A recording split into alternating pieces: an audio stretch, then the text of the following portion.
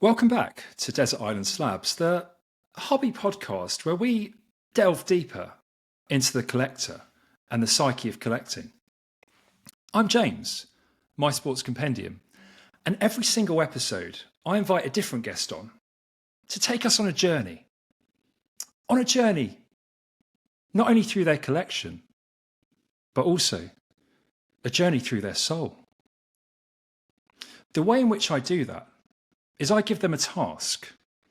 And that task is to pick the 8 items in their collection that they would save, that they would rescue, that they would preserve if they were being banished, if they were being marooned on a theoretical desert island.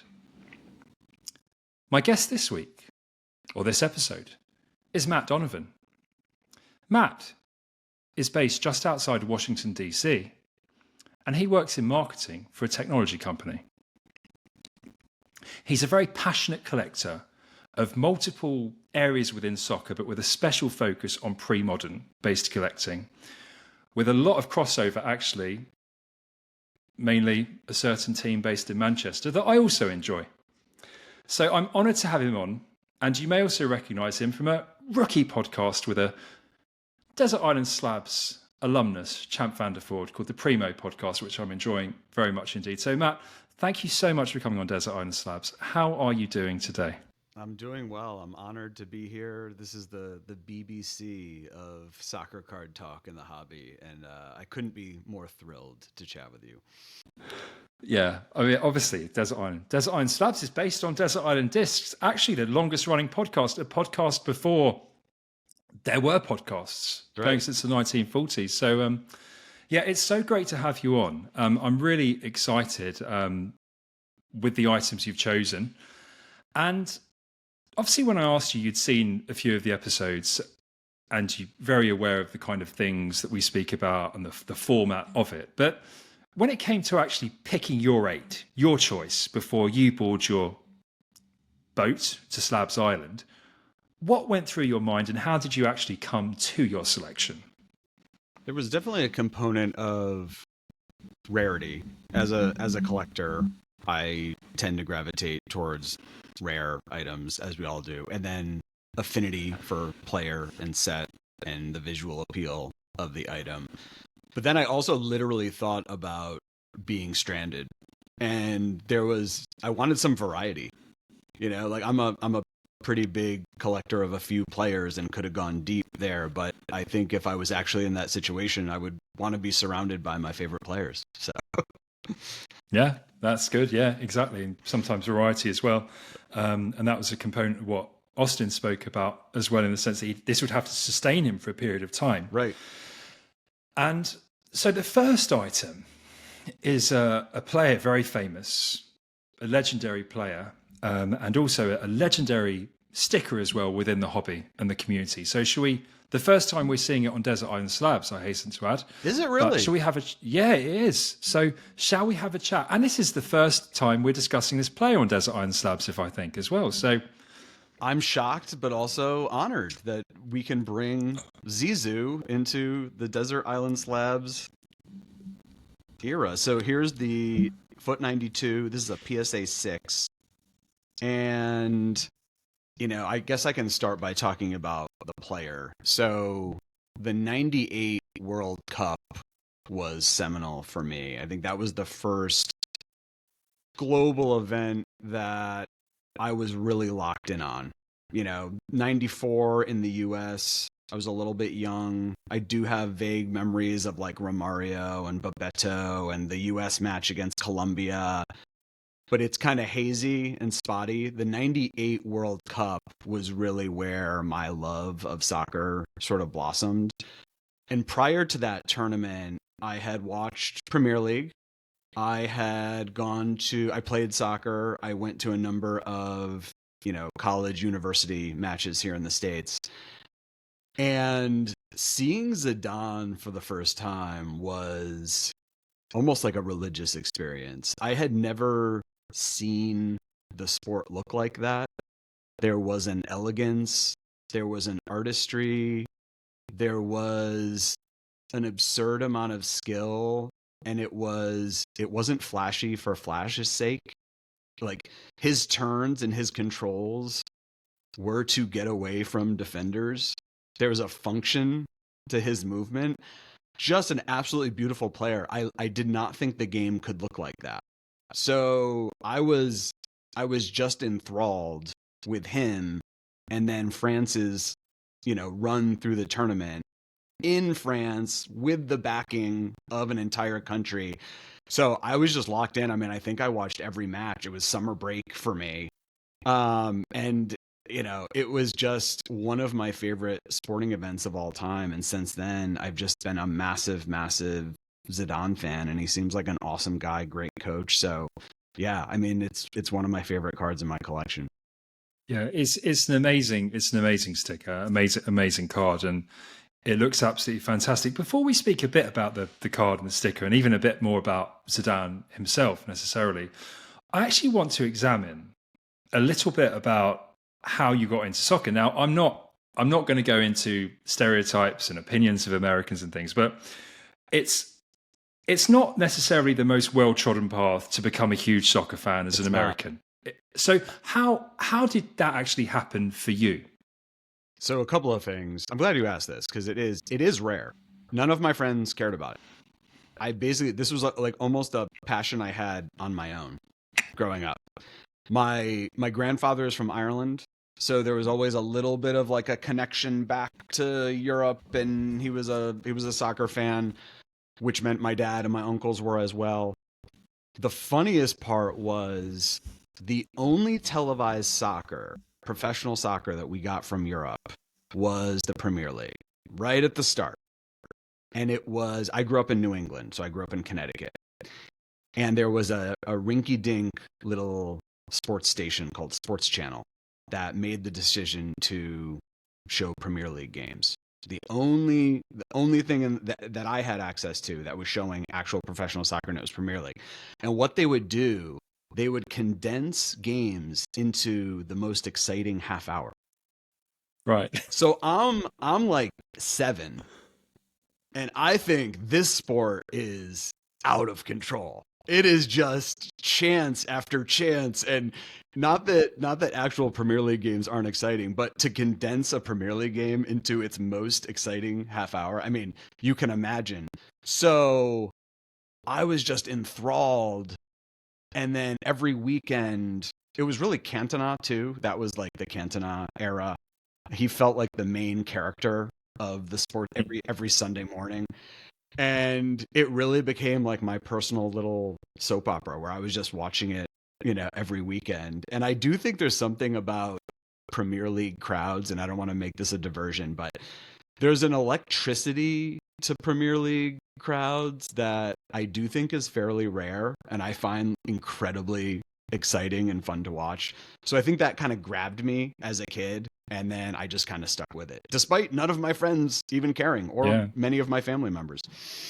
And that's almost a more pure way, because I've said before, but in the playground and things, people were talking about football. We wanted to be Cantona. We wanted to be, I'm trying to think of other, Dennis Bergkamp. Yeah. Cantona and Bergkamp were probably the two and obviously David Beckham as well. But those were the main characters growing up.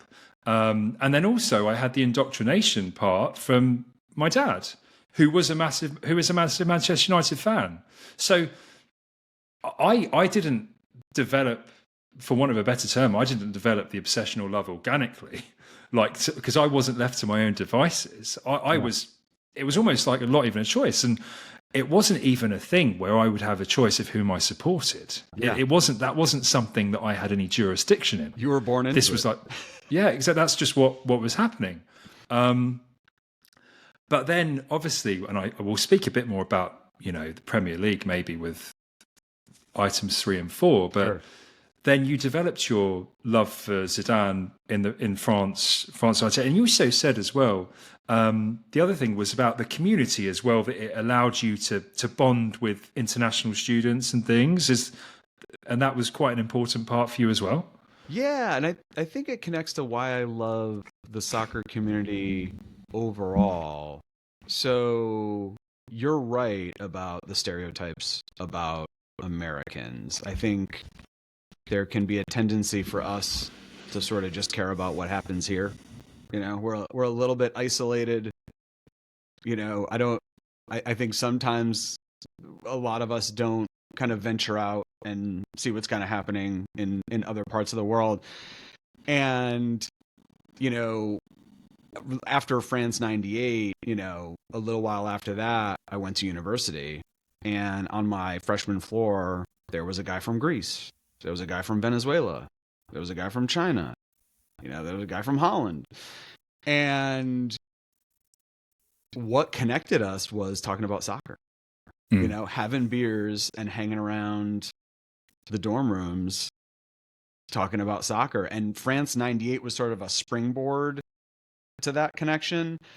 And to this day, you know, I think what my favorite part about the hobby is, you know, the fact that you and I are talking, or that I can, you know, DM Damien at Retro Soccer Cards in Australia and ask about a Premier League set. You know, like I think it's such a cool way to connect people from all over the world. So Yeah, no, exactly, and it's so far reaching as well, soccer and football, and I remember actually it's interesting you say this because I was actually in New York in 2017 with my best friend who, weirdly, my best friend in the world is not a soccer fan at all.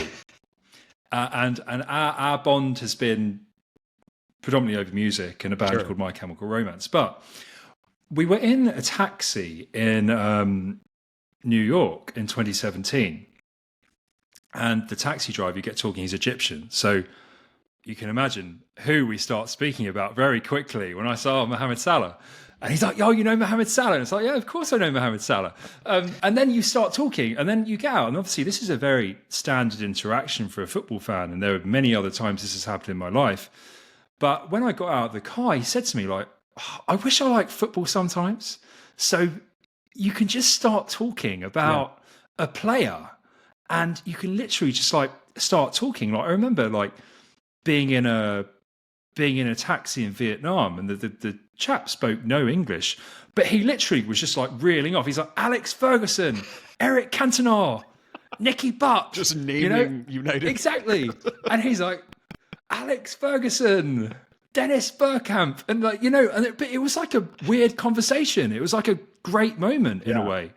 And football does have a power to do that. It's a very easy thing to get into.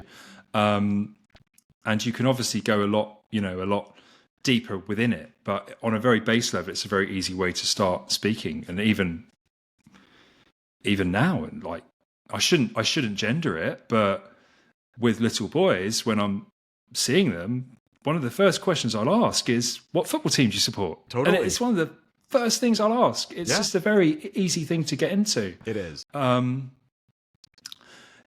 So football is good. I like football. I like soccer. If anyone didn't know.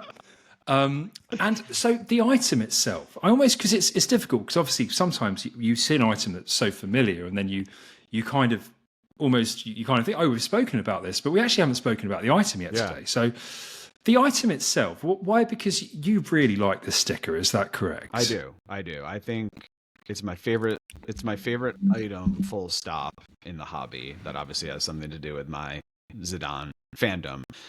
But I also think, you know, Panini Foot is such an important legacy brand to the soccer hobby. The design is, I'm more of like a classic design. That's like my taste. You probably could tell by my items. You know, not a ton of shiny stuff, kind of like headshots, simplistic, clean. That's kind of what I gravitate to. And the combination of that, sort of the classic headshot with the yellow of this year of Foot. And then I really do think if you were gonna if you were gonna if you're gonna build out like a pre-modern Wikipedia page about this era of soccer collecting, I do think this is the iconic piece. Like, I think this signals, the start of the pre-modern era with such an impactful player, such an iconic image. And I also just love when the rookie cards, like there's such a striking difference in the appearance of the player, where like Zidane having hair, I just love, So there's all that kind of stuff that goes into it being, my favorite piece. Yeah, and I think as well, the other thing as well, which I really like with the Foot 92 is, I've said it before when we spoke about the George Weir in the Doug episode, but because they're bigger, and I do like the portrait shots of Merlin stickers, and I do like those, but you get way more of the even though it's a sticker, you almost have more of a cardy type size to them. Yes. And then it really looks like the Zidane. It really looks like a rookie card, actually. It kind of, I don't know anything about baseball cards, so I almost feel a bit embarrassed, but it reminds me a bit of kind of the way that some of the Topps baseball cards look. Admittedly, not that posing stuff, but it gives me that kind of vibe to it with this one. I think you're right. And I collected as a kid, I collected baseball and basketball and football and stuff like that. And I think that sort of classic design with the borders, I think you're exactly right. It kind of has a late 80s, early 90s Topps vibe. Yeah, exactly. And also I think with this as well, it really, because it's the only one for him, the only rookie, it really helps. And I think the fact, even though sometimes there's an argument that if stuff is available, it makes it more accessible and it puts more into the mind, but the fact that it does seem to have, if not true rarity, a considerable degree of scarcity to it, this sticker. That helps a bit with it as well. And I would say on that note, I totally agree. If nothing else, it has condition rarity. And even outside of that, and I've talked to Champ on the Primo podcast about this a little bit. The stuff from France seems harder. I don't know if it's the lack of collecting culture, and then the fact that, in sticker culture, you're pasting these things into albums. And there's the really good unstuck ones for such a sticker that has such awareness. There hasn't been like a ton graded still, and like the word has gotten out. It's not like it's a secret. So I do think that there is some rarity and scarcity, at least enough of it, for it to be super exciting to have. Exactly, I agree. It's actually really, unstuck versions don't come up very often. Right. Like you see the occasional slabbed one come up, but the unstuck ones I barely see, like barely any in the last 2-3 years. Yeah.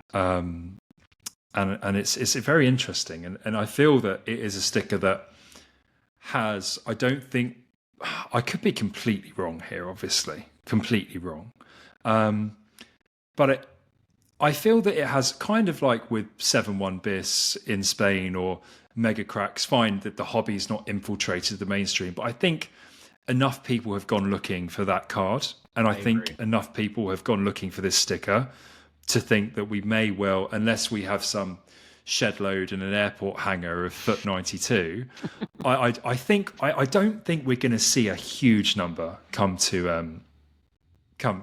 out to be seen. I could be wrong, but that's what I think with this sticker. I agree. There's always going to be a trickle, but I don't think there's going to be this massive find that's going to completely blow up the pop report. So no, exactly like that airport hanger Merlin Premier Gold 97, when all those Beckham halfway lines just started flooding, and I liked it actually. I'm like, oh, this is great, because I've always liked that card, but I think it upset a few people that had.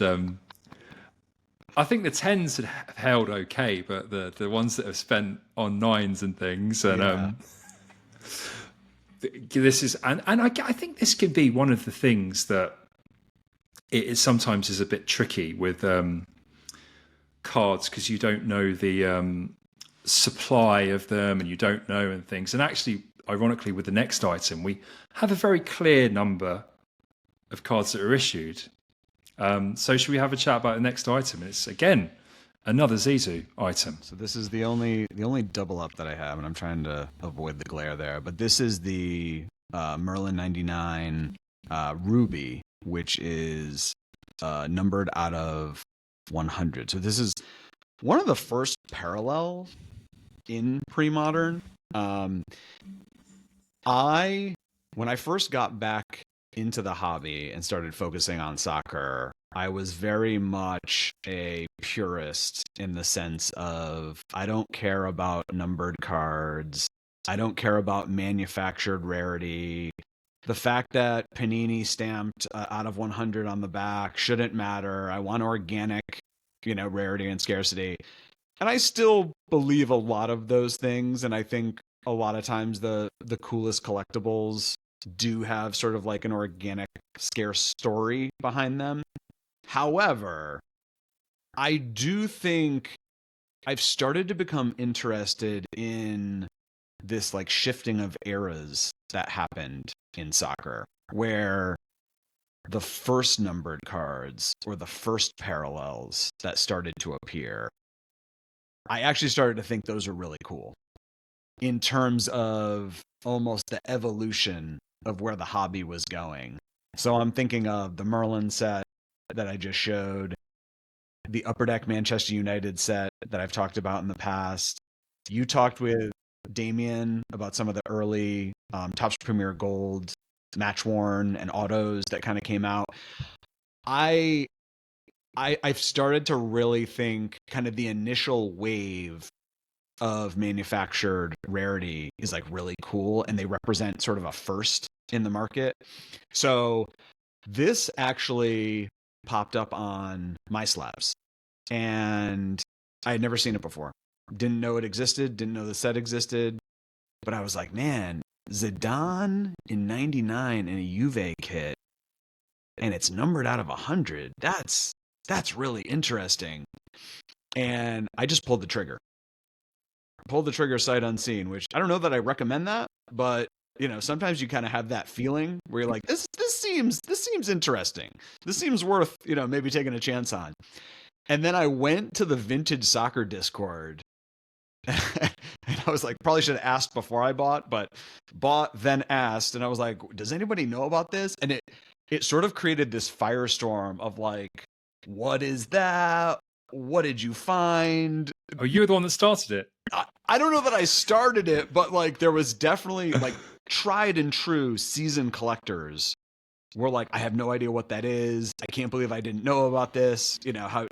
Even like big Zidane collectors, like Nils, who's a great follow. He was like, good God, what is that, man? And it did kind of start this conversation, and it sort of speaks to one thing I love about the soccer portion of the hobby, which is even in pre-modern, you can discover new things. You're not discovering a new 1991 Topps baseball card. Not that I want to, but like everything's out there. This is literally like, because the market is a little bit nascent and people are kind of still, doing some research. It's fun when you find something new, and this is part of that. So. Yeah, I agree with you. And it goes into, in the sense of, even though it's like it's almost like your love as a proxy, or the universe is expanding in the sense that kind of you love the Foot 92 just as much. Yes. As you did before. Yes. But you're not going to generate any more Zidane rookies, as in items to collect of that have true scarcity, or whatever you want to say it. But then you want to expand your knowledge, or you want to expand your love. So then you get other avenues by which to do that. Yep. And the Merlin set was a perfect way for you to do that. And as it is, it's a really cool item. The fact that numbered parallels existed of these players, of these amazing Serie players. Yeah. Although for obvious reasons, I absolutely love the Manchester United Upper Deck cards, I don't love them quite as much, even though I love them. I don't love them quite as much as maybe you would think I would, because I think that's because they're just Manchester United. It's absolutely a factor. Yeah.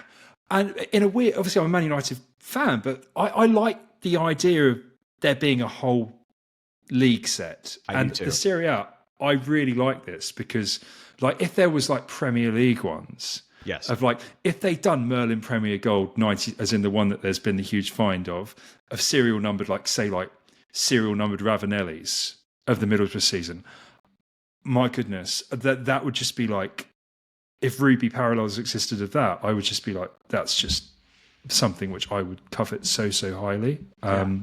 It's a cool set too, because I mean, Serie A at that time, I mean, my God, like just a murderer's row of talent. And then it being sort of a Merlin Japan release is just really interesting and sort of quirky. And the cards look great. Really, really cool, clean designs.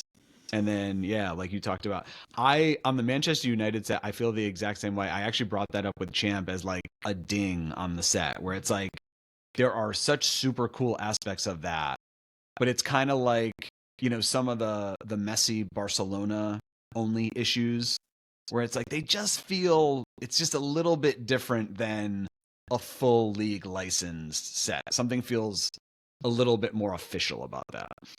Exactly. Like, and I think this is, I kind of feel that in the sense that I don't like it when a player within the set is given too much what I would term special attention. Yes. Like, I prefer it when they exist within the confines of the set and the one rules of of the set. Exactly. And then you can go and collect them within the set. And like, I love it when like inserts exist and things like, you know, David Beckham inserts within Merlin sets and things like that. I love that. Yeah. Or like even Kevin Phillips ones or something, you know, players like that I love. But when it's like, oh, I say this, I do still really like them, but I don't like them quite as much. Yeah. Like you say, the Super Barca 2005. Like I love that Messi Golden Boy sticker. It's actually one of my favorite Golden Boy. It's one of my favorite stickers for Messi, actually. But I'd prefer it if it existed, say, within a centerpiece of Este 2005 or 2006. Completely as like, agree. oh look, it's cool that he did that. Completely agree. But with this set, this is why I like it, because it's just a Serie A set, and those other players exist. Like, you know, I'd love a Massimo Taibbi one. Yeah. Actually, like I'd love like things like that. Like of players like this that kind of had their moment and those cards printed, and to have a Zidane, I mean, amazing. And so was it just there on My Slabs, or had it just been, did you have could you set alerts on My Slabs or anything, or what happened? Were you just going fishing, or what happened? I think I literally just lucked out. I think I was scanning My Slabs, which I don't do like that often. You know, maybe at that point in time, I was kind of checking it out a couple times a month. And I believe it had just enlisted. And I was just like, what is this? You know, and literally took a chance. And there's definitely been buzz created around the rubies and the gold since then. And I'm certainly not trying to like, you know, pump anything, but I do think it was, you know, it was sort of an early discovery that was like super exciting, you know? Yeah, no, exactly. And also I don't know too much about the condition of them, but I feel that 8's a good grade on this one. It is. I mean, especially the rubies, like you see 6s and 5s, and it's almost just to find one is exciting, you know, never mind to have the 8. So yeah, I was thrilled to get it. And then in hand, it looks really cool. To your point, it is, you know, it's just a stamp and it's just a number on the back, but it does have a little bit of kind of a pop in hand. So yeah, and yeah, it's interesting, isn't it? Because I can understand why, but I'm going to ask you anyway. Why the scarcity? Because it is just a red stamp and it is just a stamped number, pop or not. So what is it? Why is it? Why? I do think it goes back to, and again, like I said, this has been a little bit of an evolution or a shift in mindset to me, but it's that collector thing where I've been a collector pretty much all of my life, and it's cool to have stuff that's hard to track down, and it's cool to have stuff that not a lot of people have, and I get, a little bit of a buzz from that, and this kind of falls into that category. Yeah. And I guess, because there's that literal way to differentiate it, because the actual image itself. But then you said also something you said interesting at the beginning, and the shiny stuff, I'm paraphrasing, doesn't really do it for you? Or like, is that a paraphrase, or is that accurate? Or what would you... That is. I'm not really like a Prism Gold type of guy. I get it. And I do think, those cards look cool. I think my taste is a little more simplistic and clean, and maybe a little more old school. And this Merlin set kind of strikes that fine balance, where it's not blinding you when you turn it, but it's got some accents that make it really nice. Yeah, and it's got some like quite classic, really nice photography on the front, and then also the backs as well remind me of, actually, because this actually reminds me more of the kind of Premier Gold 2000 backs. Actually, it's interesting as well. I feel like the Serie designs of Merlin kind of predated the Premier League ones of the year. Yeah, I don't know why that was. It just kind of what tended to be a bit more the case. But great card, truly great card. And with the next item, we're going to go back to stickers and not numbered stuff. And we're actually going to go back to a player that I'm very familiar with, and actually a player that Zinedine Zidane himself said was the greatest midfielder of his generation. So shall we have a chat about your next item? Yeah, so this is Mr. Paul Scholes. This is the Merlin rookie. It's only a PSA 4. It's not a valuable card, but like I said, my introduction to real soccer/football was Premier League. And Cantona sucked me in really young to be a Manchester United, supporter at that time. And as I stuck with them, Scholes just became my favorite player. And I don't know. I liked Giggs, I liked Keane, I liked the whole midfield. But I loved Andy Cole and Dwight York and all. And I loved everybody. But Scholes always felt like he was sort of the brain stem of the team. He was sort of the architect of the attack. And I do think I talked a little bit with Champ about this, but Beckham was getting so huge globally, and especially in America, because only a limited amount of soccer even got over to us, right? Just be very careful if you say anything that could be interpreted as critical of David Beckham. I will not. I love David Beckham. No, I'm joking. But it was almost so much that like the contrarian take was like to be a Scholes guy. Yeah. And I have a little bit of that in me, from a music perspective and a sports perspective, where it's like, I think I'm seeing something that maybe at least the people I'm around are not seeing. I realize that's probably a very American take, because it's not like people in England weren't like, that Scholes guy, I'm not sure about him. Like, I think he was pretty well respected, but I do think there was a level of like, maybe he was slightly underrated during his career. And I feel like I recognized that, and I just really, really respected him as a player. Yeah, I can. They're definitely. I think with Scholes, I think the first phase of Scholes was as a kind of the more attacking of a midfield two and a 4-4-2 with Keane and kind of a central midfielder, and Keane and Scholes would kind of interchange a bit, but Scholes was the more attacking one. Yes. And that first incarnation of Scholes actually was, I think, a bit more underappreciated in this country. And even by Alex Ferguson, because Scholes there was an agreement to sell him to Inter Milan in like 2001. And actually, the reason Veron was bought was because Man United wanted more control in European matches. And for whatever reason, Ferguson didn't really think that his current midfield had the ability to do that. Wow. And that's why in kind of even like 2002-3, Scholes played more as a second striker, a bit more advanced, and had an amazing goal scoring return. You can see amazing matches of him playing that season, like kind of scoring a hat-trick against Newcastle at St James's Park and things. But actually in the season before, in the season that Varane had signed, Scholes, I don't know if you know the story about the Worthington Cup match against Arsenal when Scholes refused to board the bus and play because he was like, I'm not playing a Worthington Cup match. I'm too good for this. And it caused a bit of an issue. But then with Scholes, it's almost like Ferguson didn't need Varane because he had someone better at doing what Varane was bought to do. Yeah, that's a head scratcher.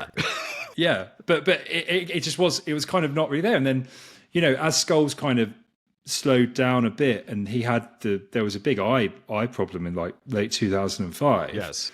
He kind of came back a bit rejuvenated for 2006-07. And then the kind of change of Scholes, the appreciation of how he could control matches, like you said, and would really just be very competent positionally as well. Very competent in the art of what I would say positional defense as well. Like the tackling, not so great, but he could read a match very, very well. Scholes. And just a wonderful, wonderful player. One of the greatest central midfielders the Premier League has seen, I think. And definitely someone who, because in England, I think what I would say is we do like crash bang wallop players a bit more. So Lampard and Gerrard got a lot more attention, and often it was about how do we fit Lampard and Gerrard in, and then Sven put Scholes on the left because I have to include Scholes, but I'll put him on the left in like a 4-4-2. But that was never Scholes' thing. And in hindsight, I think most people can say, well, probably drop one of Lampard and Gerrard and play maybe a 4-5-1 with Hargreaves and Scholes and probably Gerrard. And I'm sorry, Damien, I would probably drop Lampard out of those three. But that wasn't going to happen necessarily. I think that hurts his market too. It probably hurts the markets of a lot of the English players of that time, which is that the international moments were maybe few and far between. And Scholes in particular was kind of playing out of position. And, you know, maybe in a spot that didn't accentuate what he did well. So, yeah, we talked a little bit about that. But Scholes is one of the guys. I have so much nostalgia for him that nothing about it is, oh, this is a good buy, or I think like this is. It's just like C card, buy card. If it, you know what I mean, like with Scholes, like that's one of the players in my collection where, for whatever reason, it's just the joy of collecting.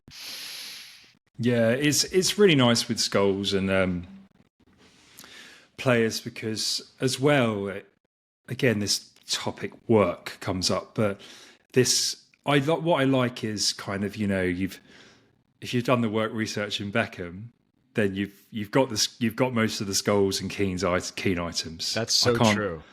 You know, I can't talk about Giggsy at the moment, unfortunately, because he's had his troubles. But of those, I love those midfield four are very, very fun to collect. Yes. Because they exist within the Upper Deck sets, they exist within the Futera sets from the late 1990s, very early 2000s. Topps Premier Gold. Exactly, Topps Premier Gold. They exist within. So that they kind of come as a job lot in a way, or like a collection. You can kind of be like, well, does, you know, the red hot Futera 97 Man United, the Flame, probably my favourite card for Scholes, actually. Probably my favourite Scholes card.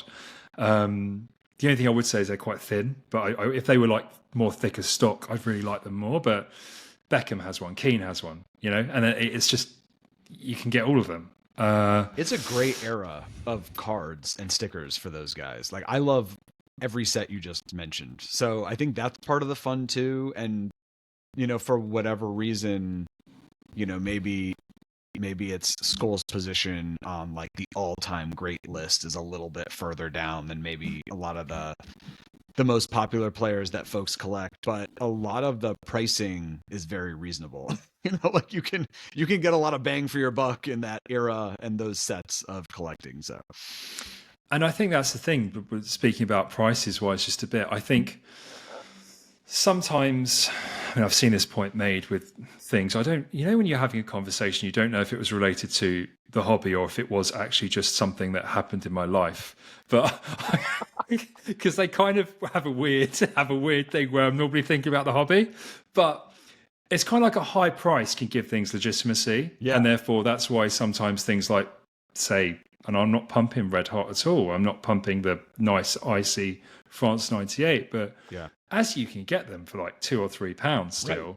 They haven't been given the legitimacy, so therefore they're not popular. But sometimes it's more like people collect stuff, and it's not just because they want to make money or invest. Actually, that's actually not. It's more like, oh, this is a good thing to collect because it's of a higher price, rather than, and it's still the exact same item. Yeah. And I've been guilty of that, I'm sure, at times. Me too.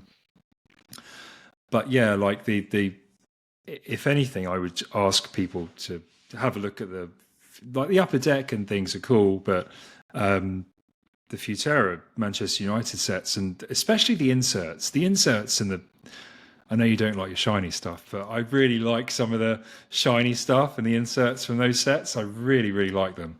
Yeah, no, I can totally see that. There's some Futera has some really, really interesting stuff, especially from that time frame. I went with the Merlin, and again, I was almost putting myself in your thought experiment directly, which is like, if I had to look at a Scholes piece every day, what would I want to look at? And there's something about Merlin being the quintessential sort of British brand, in the hobby, and the traditional portrait with him looking, I mean, he looks like he's 13 years old. It's just, I think there's a lot to like about the classic, nature of the true rookie. So yeah, I really like this sticker. It's one of my favorite Merlin stickers as well, for pretty obvious reasons. It's also quite hard to get in good condition and centered. So again, it's difficult because your copy looks very well centered. So maybe there's a surface problem, and but did you grade this one yourself, Matt? Or? I did not. So I picked this one up, and I picked it up for exactly the reason that you're saying, which is that it's got like a little nick that you can't even see on the surface, in like part of the dark green on like the upper, like right under his name. And it's honestly like really hard to see, but it's there. But the rest of it, just from like an eye appeal perspective, like I'm a dork. I have my cards in my office, so I can see them every day. And what a great copy to look at, if I'm featuring it. So the centering is great. The colors are awesome. It's just, a little bit of a nick knocked it down to a 4. Would I be open to an upgrade? Absolutely, if the eye appeal and centering was just as good and it was like an 8 or a 9. But to your point, haven't really seen that many. I've seen like a few 7s that are really off center. It's weirdly tough to track down a good copy. And I know we talked about it a little bit before we jumped on, but they're probably out there. I don't know where they are. Yeah, they are difficult to find centered ones. With 95, I tend to find the problem is the centering. Yes. And I don't know why that is. To be honest, as well, with 96, the centering is quite poor as well. But then with 97 and things, actually the centering's a lot better. I don't know why, for whatever reason, 95 and 96 aren't. So I'm definitely not an expert, but even 94 seems to be centered a bit better. And I'm trying to think about the stick. So like 94 is Cantona's first Man United one. So that's why I'm thinking of the ones I've seen, the copies I've seen. And 95 though, especially the centering is really, really poor. And this centering is a fantastic one. It's a shame about the nick, but like you say, it doesn't really matter. It doesn't bother me that much. Yeah. No, exactly. And yeah, and I always really like the backs as well of these Merlin stickers, and I always like the Nigel Martin question as well on the back of the Scholes one. I love the trivia. Yeah, it's always interesting, the Nigel Martin question. And going on to the backs, because that's a black back, and actually with the next item, Yes, we're going to speak about another player who played for Manchester United. yes. And this is another black back sticker from a few years later. So shall we have a chat about your next item? It is. So this is the 2002 Merlin Wayne Rooney, and this is the blackback version of the Young Player of the Year sticker that was included in the set. The blackback, to your point, it is more rare. It's harder to track down than the greenback version of the sticker. Am I a huge, back creates rarity guy? Not really, but I think this was an attempt to find scarcity in a market where scarcity can be a little tough to find. Mm-hmm. The Rooney stuff, it's not super rare, so you're probably talking about condition rarity at best, and then some unique kind of components like a back where I'm trying to differentiate a little bit. But I love the sticker. I love the simplicity of the sticker. I have the headshot version. What I like about this one, in addition to the blackback kind of creating a little bit of uniqueness, but it just goes back to like the simplicity, which is, his name's not even on this thing. It's just like a beautiful image with the pure white border. And again, that probably just goes back to my taste and aesthetic. But I think there's a lot of beauty in the simplicity of it. And he's so young. What is he, 17 there? It's crazy. Yeah, he would have been 16 or 17 when this photo was taken. Dependent on whether it was taken before his 17th birthday, right, in October 2002. So, yeah, it's and this goes back actually to the point about when I commented on the Messi and we had that chat, in the sense that this is a Young Player of the Year sticker within the context of the album. Yes, and therefore I love it. Yes, because it like exists within the album. Like I think there's a Brad Fried, they say, like, there's a Shearer one as well with this insert kind of thing of Player of the Year or something like that, top scorer. And this one, like you say, he looks so young.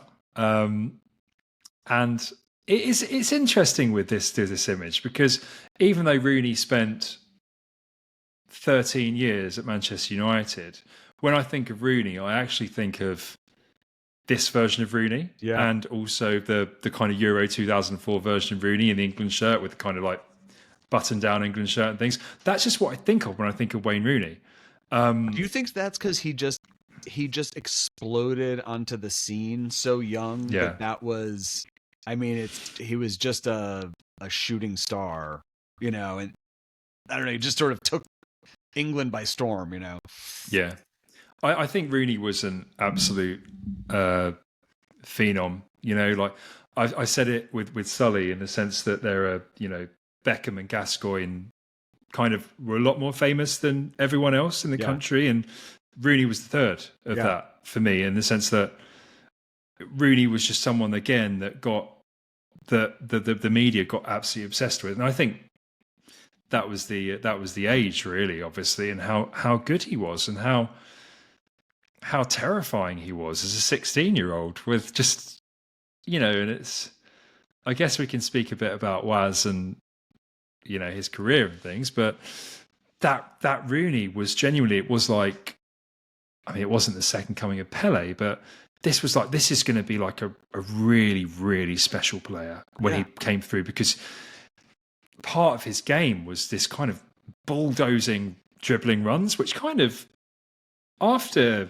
probably even after 2006, actually, I've got my theories on that, but kind of weren't really a feature. But when he first broke through in those first 4 years, this bulldozing runs that Rooney used to go on were insane. He was kind of more of a force of nature, even athletically, maybe, and then kind of matured later in his career into something slightly different. You're right.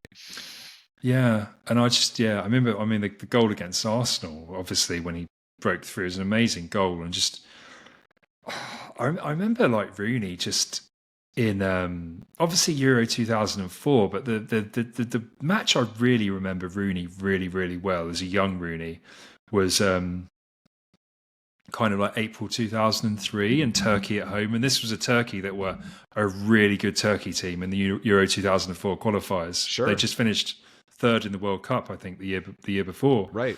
And it really just destroyed them. Like, he absolutely, they couldn't deal with this 17-year-old. He was just like, and there's so few moments I have had in my life where, I mean, I had it with Ronaldo, to be fair, but every time he got the ball, you get so excited. It's like, what's he going to do? Yeah.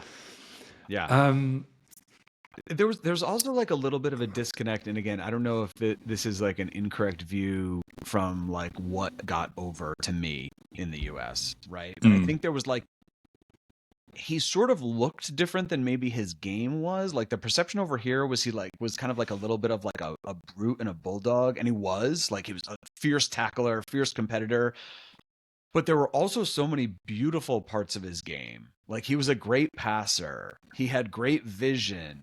Technically, he was actually very good. Like I think at least over here, maybe the well-roundedness and comprehensiveness of his game wasn't kind of fully appreciated. And I really loved him as a player. Like his partnership with Cristiano was beautiful. I think he's the type of player that you could pretty much pair with a number of different types of players and it could be symbiotic.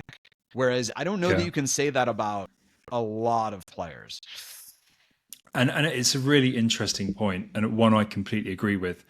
And it's a very similar feeling to the one I have about Roy Keane in many ways. And a contempt. Well, to be fair, a lot of people now are, but there was a time when, or the contemporary assessment of Roy Keane was that because he could be a brute and because he had those fighting spirit, tenacious abilities, it's almost like it was used as a stick to beat his footballing abilities with. Right. It's like, oh, that's all he had. Right. But it's like, no, he had that, but he's a perfect player, is what you should be saying. Right. He's a perfect player because he has the footballing skill, but he also has those fighting qualities. Yeah, it's almost like they got overshadowed a little bit by the perception, and I do think there's an element of that, with Rooney as well. Definitely, because I mean his technique, like you say, amazing. Like, I mean, you could speak about, the Newcastle 2005 goal, the angry volley, and then highlights the overhead kick in 2011, and like, not many players can do that. The overhead kick was just insane. Like that definitely broke through over here in a way that like non-soccer fans were like, oh my God, like that clip was kind of being shared. I also love like the noise the crowd makes, like the astonishment of what just happened it's like a different type of sound than a typical goal. I can watch that YouTube clip, on repeat for like an hour. No, exactly. I'm shivering. And I think the thing with the overhead kick as well that's really interesting was it was 2010-11 was a really tricky season for Wayne Rooney. Yeah. It was a really, really tricky season for him in the sense that they come off that awful World Cup in 2010.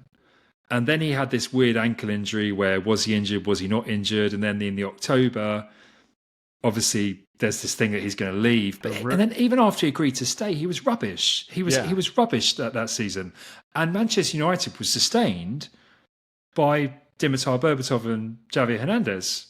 Rooney wasn't really doing anything. So even up to the City match, Rooney wasn't playing sometimes because he was kind of being dropped and stuff like that. And so then the City game, 1-1, huge match. I mean, City weren't fighting for the title that year, but it was a huge match in the context of where the title would go. And then Rooney just does that. And it's like, it's like now I'm back, everybody. Yeah. I've had my moment. I'm back. And then actually in the run-in, Rooney was the most important player for Manchester United because Berbatov started falling off a bit. Hernandez was still scoring. And then the hat-trick against West Ham was all Rooney. Was like going 2-0 down and then being, and then you also saw after he scored the penalty, he screams all this stuff into the into the television camera, then unfortunately gets suspended for the semi-final against Man City, so can't play, so we lose. So that's the other side of Rooney as well, which is why he's so fun to collect and why he's so fun to just think about. Yes, on the fun to collect. So you're gonna have more information on this than me, but me coming to the hobby initially, I thought Rooney would be one of the most collected players in the entire market. Yeah. You've got an all-time Premier League player, an all-time Manchester United player, and an all-time England player, all in one. And all of those things represent massive fan bases and interest. And so I don't think his market is particularly hot or competitive. And I think there's a few things that I can surmise, but I would love your take. One, the true rarity on some of his stuff, like he's in, the top stuff and the Merlin stuff where, like we talked about it before, it's not incredibly rare.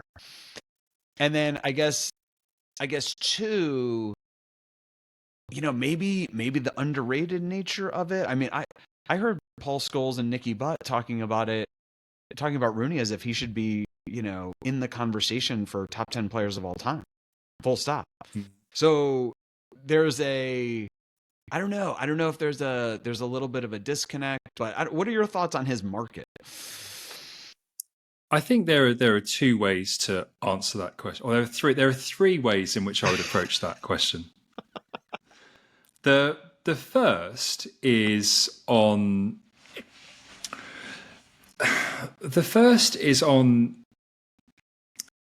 objectively, Wayne Rooney had an amazing career. Right. Objectively. Yeah. But how can you say about, a man that won, was it five Premier Leagues, probably 7, 8, 9, 11, 13. So yeah, 5 Premier Leagues, Champions League, Manchester United record goal scorer, second highest Premier League goal scorer of all time. Yeah. And not often playing as a true striker, right, is what I would say. The versatility too. He could play up, play midfield. Yeah. But with Wazza, I think one of the first things to say is that he wasn't as good as a lot of people, but we speak about me. He wasn't as good as I think he could have been. Right. He was not as good as he could have been. Right. Because Rooney, and again, this is something which it's kind of like I feel like this was what I felt, just what I felt, and so I don't want it to almost sound like I'm pontificating or saying like, oh, you had to be there kind of thing. But honestly, when Rooney and Ronaldo were both at Manchester United in kind of that 2004 to 2006 era, Wayne Rooney was regarded as the bigger talent. Yeah. Now, obviously, Cristiano went on to absolutely transcend and find a level which, Cristiano Ronaldo found. But at the time, Rooney was regarded as a bigger talent. Right. Now, whether that was English bias, but I don't think it was all English bias. The issues are with Wazza, and there are a few things. I think that the metatarsal injury in 2004, Euro 2004, and also the repeat injury against Chelsea in 2006, which ruined his World Cup. After that injury, I felt that he wasn't quite the same, even though he went on to play for over a decade longer. I think after that 2006 injury, he wasn't quite the same player with the bursts of speed and dribbling. And that's your theory about his inability to take guys on like he did early in his career. I think that's one part of it. So there was there. I think with regards to Rooney not fulfilling his potential, there's also the conditioning element of him as well. I'm not privy to how he conditioned himself, but using Ronaldo as a comparison, Rooney did not have the same conditioning. And again, not being nasty, just an observation, because I love him and I always love him. He's one of my, I'll speak out at the moment, but you can see maybe now compared to how Ronaldo is, you can see the conditioning component of things when he stopped playing, what's kind of happened in many ways. Sure. The other component of why, so I think that there's the market component to answer the first thing is I don't think he's quite as good as he could have been. the second part as well, which goes back to Sully and what I said with Sully, in the sense that I think a lot of the people collecting soccer, or the pool isn't as large as it could be. And a lot of my propositions, any value propositions I make in the hobby, do not come from the hobby growing within America. Right. It's not that. Because like you say, in the way my mind went, Beckham, Rooney, straight away, when I was in the hobby, straight away. Yeah. And I'm not unique. That's what I think would happen, in the sense that if you found people in Britain wanting to collect or start collecting soccer or football, Wayne Rooney would be a player that people would go to straight away. So I think that's definitely a component of it. Yeah. Whereas, you know, if you were to go on it now, in the way that people tend to think, oh, titles, Scholes has more titles. He's not even England's record goal scorer. He's not even the Premier League's record goal scorer. You know, he's Manchester United's record goal scorer. That's pretty cool. But, you know, it's kind of like, what's his legacy in terms of paper or records? But if you saw him play, you'd know his legacy, because you'd know that he was actually an incredible player, and would also be an incredibly good big game player for Manchester United as well. Absolutely. The other thing that I remembered I thought about was his career literally mirrors Cristiano and Messi. And you're just not, that's where the hobby focuses in that era, you know. But I do think that there is the chance, to your point, if the hobby continues to grow in Europe, you know, and there's, you know, even in Asia, I mean, my God, there's so many Manchester United fans over there.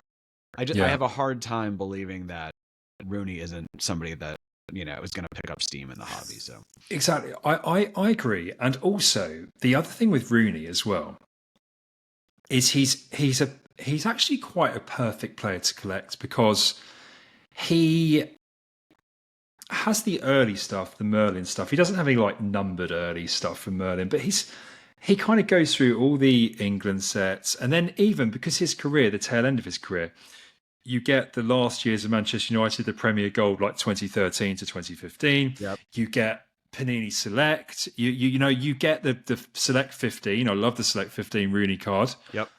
He's in field level. Yep. So he's actually quite ripe to collect. Yes. You've kind of got he's got a lot of the popular inserts and things. He does. That people love, like field level. Yeah. But, you know, you can get them, you know, and on a personal level, collecting Rooney, I love those cards. So yeah, I do pick them up, but would I spend much more on them than I have? No, because I get a bit sad about like 2016, 17 Rooney and 2015 Rooney, because he wasn't very good. Yeah. He had some amazing moments. So that's why I say, for instance, with Rooney, I prefer to think of the good things. I don't like to think of like Euro 2016. It's like a sponsored Rooney prism, but honestly, like, I think everyone in this country is so traumatized by Euro 2016. Why would I want any cards of an England team player at Euro 2016? Really? Like, really? Funny. He's one where it's like I think about. Do you ever think about players that just missed a set that you really love? Like I really wish he had arrived just a little bit earlier, and he had some of the upper deck Man United like numbered cards. Like I would freak out about those. Yeah, it's almost like I wish Iniesta was in the mega Fecious patch and auto inserts that Ronaldinho and Xavi and Puyol and I just wish he had one of those. But yeah, for Rooney, I'm always like, oh man, can you go back and make an upper deck out of 99? and Matt, it's like I said the exact thing in Damien's episode, I believe. I mean, it was quite a while ago, but honestly, I mean, I was actually like, honestly, when Rooney was, because obviously, like, actually throughout Jose's first season, I spent the first part of it when Rooney was still being played, getting really annoyed with Rooney. And I was like, he needs to leave. I've literally had enough of him. He needs to go because he's actually rubbish now. I remember a game against Watford, which was the game away, which finally triggered him being dropped. He was honestly I feel bad, but he was really bad. He was awful. He was awful, actually. He was awful. But when he left, I was so sad. Yeah. When he was holding up the Everton shirt and stuff, I was so sad. And also, secondary to that, if he could have hung on one more year, he would have been in top scorer in 2017. Oh, that's exactly right. Now that's the bookends, right? I wanted a year earlier. You wanted a year later. Because if he'd been in top scorer in 2017, he's got a Rooney gold, a Rooney gold out of 50 or a red out of 10. That would have been something which I would have really, really gone for. Completely agree. So it's sad because, and I also feel the same about Zlatan because he kind of left and then came back a bit, and so he was off the checklist in Chrome 2017 as a Man United player. Zlatan, a gold or a red, or a Rooney gold or red, would be amazing. I'd be so good. So yeah, with Wazza, and then also like I was. Yeah, there's a few things with Rooney. I think it's the overshadowing by Rooney, and also that the current pool is not necessarily people that I think would target Rooney. Yeah. But as a Man United, I mean, he's in my, he's in, speaking for me, he's in my top 5 players of all time. It's, it's Beckham and Bobby Moore, and Rooney's has a place in the top 5. Yeah. Just from growing up with him, really. Yeah. And just having him there, and him, and also the other thing with the third point, what I was going to say is, he was a team player, and he was often in the big games shunted across to the left when Ronaldo was still there, and that also kind of hurt him because he was a very willing runner. I remember him playing on the left against Barcelona at Nou Camp in 2008 in the 0-0 draw. Yeah. And I just, he was very selfless. He's a very selfless player. He would agree. Double up on Messi with Evra. And I don't think he did play in that. I don't think Messi played in the first leg, actually. But the concept is he would double up and things and play and double up with Patrice on the left and be really, really selfless. And yeah, the Rooney, Ronaldo, Tevez Man United team, 2007-2008 is my favourite Man United team. I was going to say, what a great era. Yeah. That team was so fun to watch. It's my favourite Man United team. And I know that when Berbatov joined, it was almost like Man United were improved, but actually 2008, 2009, I didn't enjoy as much. I found it a bit clunky. I felt like Man United were winning just because they were better players, whereas the 07-08 team really kind of was a lot more beautiful to watch, and just because it was just that 4-4-2 of the fast stuff and just the way we used to play. And then in the big games, like say Carrick, Scholes and Anderson in the middle, and then Rooney would be moved across to the left, and you just still have the interchange with Ronaldo and Tevez. It was so good to watch. Definitely my favourite Man United team. That's interesting. Yeah. The current incarnation is not my favourite Man United team. Just in case anyone was wondering. We cleared that up. But I won't name and shame anyone in particular. But I could speak about Rooney and Scholes all day. Genuinely, I genuinely could. And yeah, the sticker, I love the sticker as well. I really like the black back stickers and things, and I can see why you chose it, really. Yeah. So moving on to the next item is a player that obviously we hear of as one of the greatest strikers of all time. And also it's a very, very popular sticker in the hobby, but again, one that's quite hard to find, like the first item we discussed. So should we have a chat about your next item? Yes, this is the Van Basten 82-83 Voetbal rookie sticker. This is an interesting one because a lot of the players I collect, I'm nostalgic for because I watched them when I was young, right? And Van Basten does not fit in that category. He was before my time. I'm old. I'm not that old. I would I would sort of hear little things about him though as a kid. Like I remember like my uncle would say in passing, like, the best player in the world is Van Basten. And it would sort of, I never watched him play, but I would hear like little rumblings about this Van Basten guy and what he was doing, in 1988 and what he was doing, with Milan. And so there was like this lore about him for me. And then when I jumped into the hobby and kind of started to focus my attention on pre-modern, the real OG collectors had a reverence for this sticker, and I respected it. They had a reverence for the rarity. They had a reverence for the player. And I think you can easily make the argument that it's, in the top 3 to 5, pre-modern sticker in terms of how iconic it is.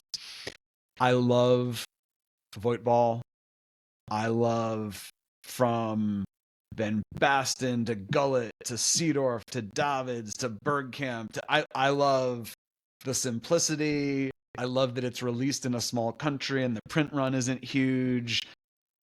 I actually really have always loved the way the Dutch play. Just their style is always very attractive to me. So the combination of the set, the lineage, the player, and I tend to gravitate towards players whose peak was crazy, but maybe they didn't play for 20 years. I guess I'm sort of less interested in the careers that are sort of like compiling. Not that I don't have respect for consistency or longevity, but I do think, I collect guys who at their peak were sort of jaw-dropping, and I think when you go back and look on YouTube and you watch the highlights of the 1988 Euro and you watch some of the highlights of when he was in form, which was rare, due to, some of the injuries, I do think like he's just an absolute legend of the game, and it's absolutely a legendary sticker. And was that something which you kind of, because we spoke a bit more about getting more involved in the hobby with the Merlin and Zidane and the kind of when you kind of looking for other things. Is that something you've done? I guess we'll speak a bit more about Marco van Basten in particular, but was that something very quickly you then went into other players and things that you hadn't watched necessarily? You kind of went researching other players? A little bit, but if I'm being honest, he might be the only one. And I'm kind of a weird collector. I don't like to have like a bunch of stuff. I like to have like a kind of a confined group of things that matter to me. But he is one of the few players that I collect that I didn't watch. And I think it's a little bit of a uniqueness of the 80s and his dominance and the YouTube highlights. I did have dalliances with like, I had a little best collection going on, but I kind of moved off of that. He would kind of fall into that category. But I do think Van Basten, interestingly, is maybe the one player that I do collect that I didn't really watch growing up. Yeah. And I think, it's interesting because it's really interesting you say that, because in my mind as well with collecting, actually, I kind of, it's, they say that thing that every card has to find an owner. Yeah. Well, every item I have has to, especially like when you're spending a little bit more, if it's like a, something to put in a binder, it's very different. But every item I own has to have a place within my collection. Yeah. So let's say within the context of George Best, it has a place. George Best, although I don't have many George Best items, he has a place in my collection as a huge Manchester United fan, but only actually within the context of the Holy Trinity. Yeah. So with Best, Law and Charlton, I will try and I'll basically keep it quite condensed so that it will be items that kind of I can get for all three of them. So things like Palarex, Barrett, although they don't all exist in one Barrett set, but there are some sets where they look quite similar, like the Barrett A14 looks quite similar to the Best Rookie year. So then I like to get the cards that look quite similar, and then that's my own thing of like every single item I collect has to have a place in my collection. Yeah, it's funny how we kind of make those kind of rules, in our head. But that makes total sense to me. And it's funny, like the more I'm thinking about the Van Basten, it's such an affinity for Voetbal, and like I have a couple of the R9s. I won't show them here, but I love that lineage and set so much, and he's almost a peak player that represents that. So I think that's the reason that he sort of like overcame that I didn't watch them barrier, Yeah, and then with this item itself, so because this sticker is a very popular one as well within the hobby and within a lot of how do I term it? Senior collectors, is what I would say. Yes. More OGs actually, like this. I think even before I was involved in the hobby, I think this sticker was one that people kind of really coveted. Yes. So you said about the lore of this sticker. Yeah. How did you? So when you started looking at Van Basten, was it something you wanted straight away? And then did you say, go try and find this in Holland or on Katawiki or something? Or was this an auction or what? How did you actually, one, make the decision you wanted it? And then how did you find it? It's funny you ask that. I always knew I wanted it. I always knew like, this is the era that I want to focus on. And to me, this is on the Mount Rushmore. This is in terms of like a classic pre-modern rare sticker. I always knew I wanted it. It's not inexpensive, and I needed to find. This was very much where like the collector subjectivity and the collector brain comes in, where it's like I want one that's nicely centered. I don't want it to have like maybe like a print thing on the back is okay. I don't want anything on the front. Like all the little things, all the little concessions that we make. And I found a 5 on Katawiki. It's funny that you brought up Katawiki because that is the one and only time I bought something on Katawiki. And I thought this one kind of fits. It's probably going to land in my price point. The 5, it's nicely centered, and this is kind of my opportunity to check a big one off the list. So yeah, it came all the way from the Netherlands. Yeah, and it's and have you had it for long, or what sort of? I have had it for about a year. Nice. Well, happy birthday. Happy birthday to it, you collector. Yeah. Happy birthday, Marco. Yeah, it's a great set. I love how young he looks as well. And I like the fact it's like Mark Van Basten as well. It just great. I love that too. I love the Ajax kind of colors, and you're right about how young he looks. Like even the difference between this photo and the following year. Yeah. I mean, it looks like he's aged 7 years. Like he literally looks like a kid here. And then in the next one he kind of looks like he's in his early 20s. But yeah, I love the look of it, and I love how iconic it is. And then I guess a question would be for me is that an interesting question, because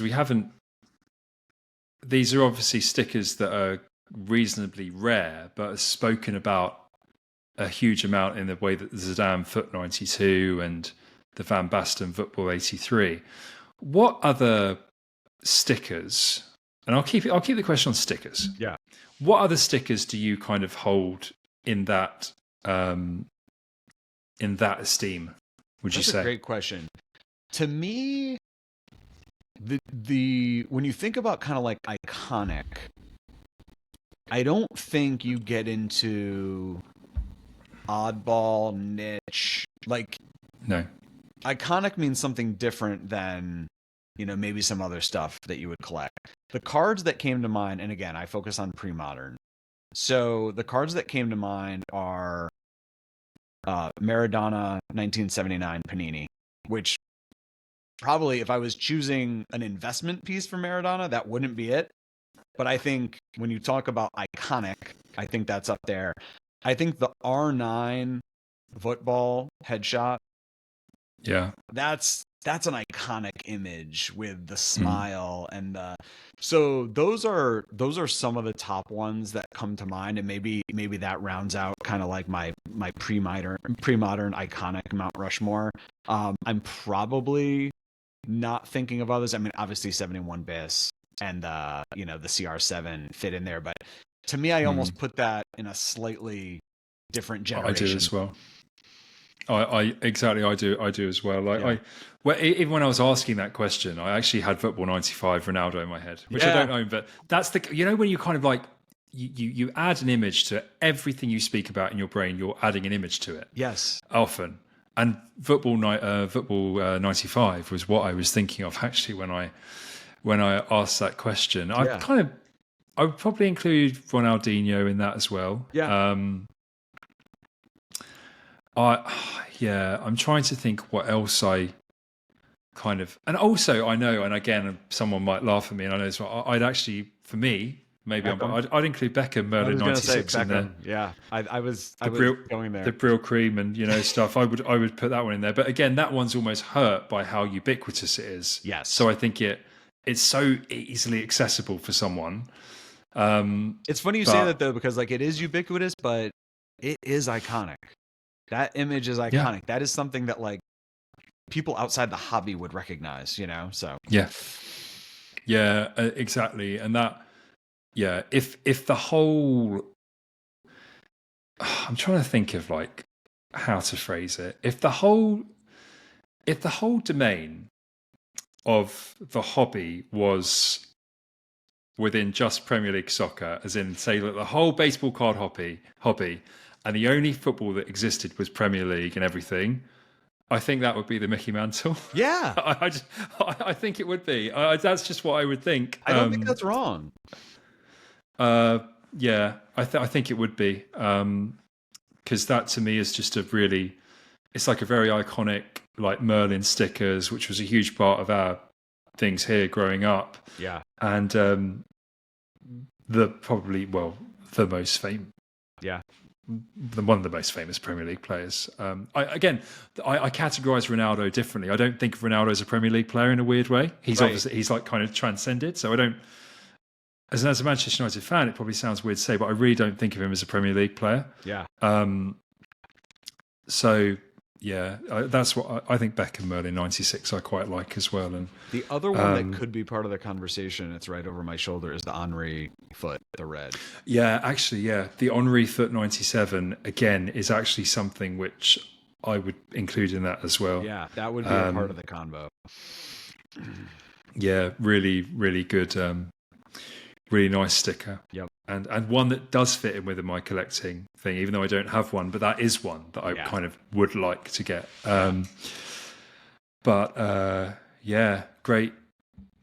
Great sticker. And because I think the 7 Wonders of Pre-Modern or something, I don't know if that exists, but I remember Matt Hendler did it. Yeah, Matt Hendler did one for PSA. I remember he did it a few years ago. Yeah. Yeah, and I think like Van Basten was in there maybe, and I mean he might be watching, and I did watch it, Matt. I did read it, man. I did really enjoy it. I can't remember it because I read it so soon after it came out. It was so long ago that I've now forgotten. But yeah. Anyway, so Matt, we've actually kind of, I would have said this in the last episode as well, but we've finished the main set. Yes. We've spoken about 5 items with a huge focus on pre-modern. And you've kind of going off stage and you're going to down a caipirinha. Maybe 2. And you're ready to come back out, but you're in Samba gear. And I don't want to engage in any cultural misappropriation, so I'm going to stop the analogy right now. But you've come back out in Samba gear because we're going to add a little Samba flavour to the encore of this. Definitely not mediocre slabs, but that's how I'm going to have to call it. So shall we have a chat about your item 6? Yes. Item 6 is the Roberto Carlos 1993 Campeonato Brasileiro. I would say his true rookie. There's a few other kind of in the rookie universe, but I think this is definitely the established OG kind of sticker for him. He's another one where I could see maybe some of the younger folks, the Gen Z, guys being like, well, why are you collecting a defender? Defenders aren't collectible. And boy, that is like to put this guy in the defender box is almost doing a disservice. Like this is one of the most unique players that has ever existed, in my opinion. I don't think I've ever seen a human being hit a ball harder from distance. Go to YouTube. He's one where like there are different YouTube compilations based on like the skill set. Like there's one where your jaw is just on the floor watching the free kicks. And then he'll have like go watch his throw-ins. The most preposterous throw-ins in soccer history. Distance and then the athleticism and speed. I mean, if he was born in the States, I mean, he would have been an unbelievable NFL running back. I would have loved to see him, kind of get the football and go through the hole. He had tremendous speed to the point where, again, there were times where he almost looked like he was playing against like kids. Like he had that play where he would just sort of kick it into space, and he had that sense of knowing that he had the space, and then also knowing that he could just outrun anybody for 30 yards to get to the ball in the future. And then I guess just like the amount of big games and big teams that he was on, like being a critical component of all those Brazil teams, and then being a critical component of all those Real Madrid teams. I mean, it's preposterous. So I don't know. I mean, just an absolute unicorn of a player. And one of my favorite players to collect. I think if I could only collect 5 players, he would be in there. Yeah, amazing left back. But again, to almost like you say, to describing as a left back almost does a disservice, actually. And I think you really harnessed him well, because in terms of sheer power, and I apply the word power in terms of speed, but also strength. Yes. Very few players ever that have been as explosive, but have an ability, like you say, with the free kicks, just generating the amount of power that he did. It almost doesn't look real. Like some of his kicks, like they look like AI. They look like they're almost like generated. You can't believe how much power he's striking the ball with. And to your point, like no one ever says like that guy reminds me of Roberto Carlos. Like that doesn't happen.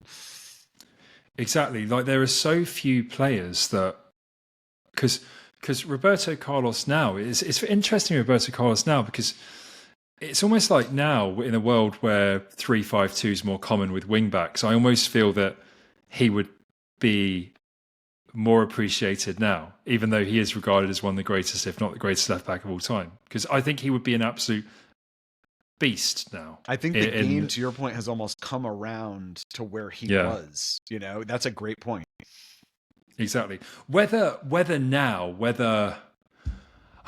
you'd see him now, managers try and play him especially if they're playing 4-3-3 as an inside forward on the right. That's what I fear might happen. So you get the cut in and you get some.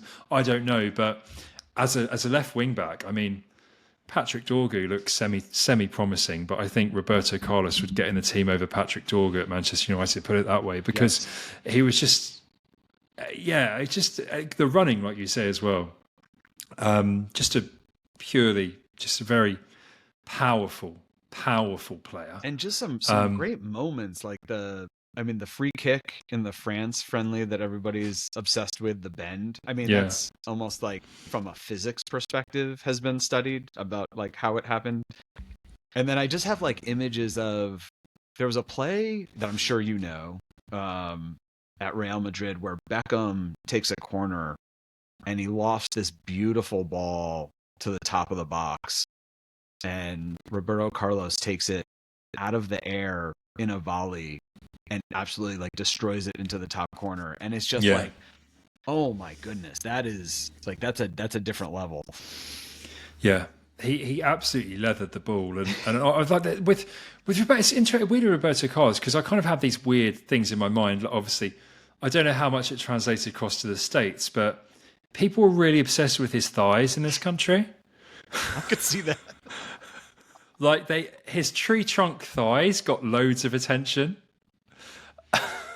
It was like a disproportionate amount of attention was given to his thighs that could just generate this huge amount of pace and power. And yeah, I also remember that Pepsi advert when Beckham and him were like in like cowboy attire. I Yeah. don't know if you've seen it, but it's just like a really like iconic advert as well. And yeah, a player that kind of is it's almost like if you were to speak, and this is almost what I kind of say with, even though he never played in the Premier League, if you got kind of people that are fans of football in that era, maybe I can only speak in this country, Roberto Carlos is a player that people would go to a lot easier than they tend to go to in the hobby, because he's a player that everyone remembers.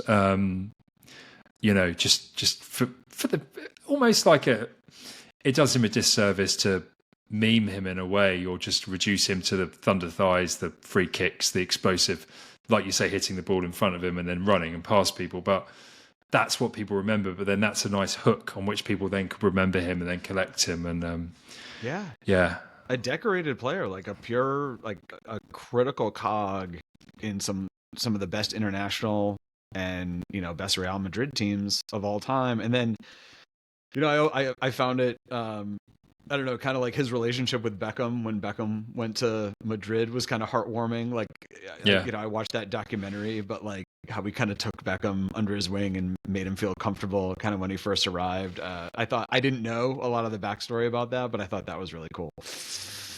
Yeah, no, it is cool. And yeah, he seems like quite a nice chap for all intents and purposes, all things given.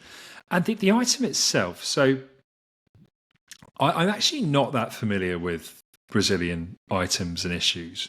So, because he has a few rookies, does he? He has got like an action shot one or something as well. And yeah. He does. I have that one. And so this one is firmly established as 1993. And I think the action shot is more of a card. And I'm actually forgetting like the exact name of it. I really like the action shot. I have a PSA 6.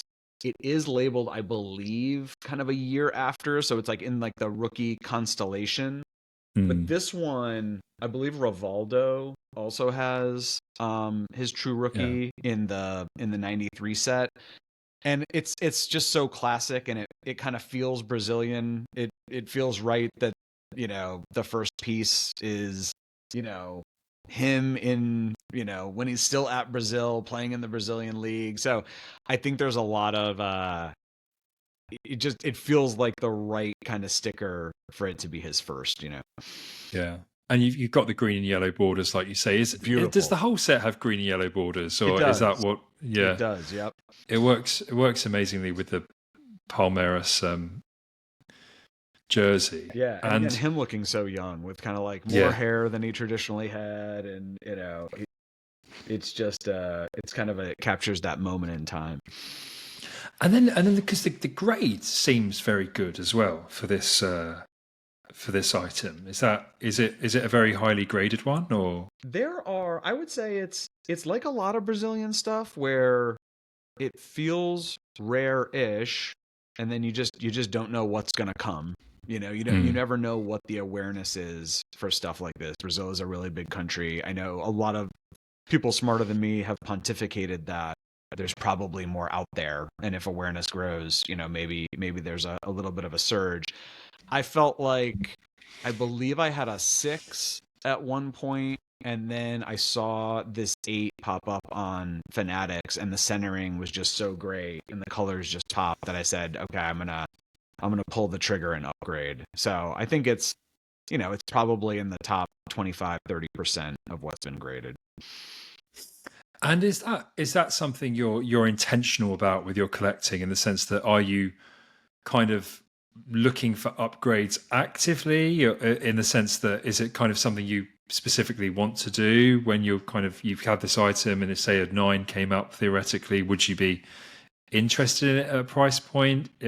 How do you approach that kind of thing? That's a great question.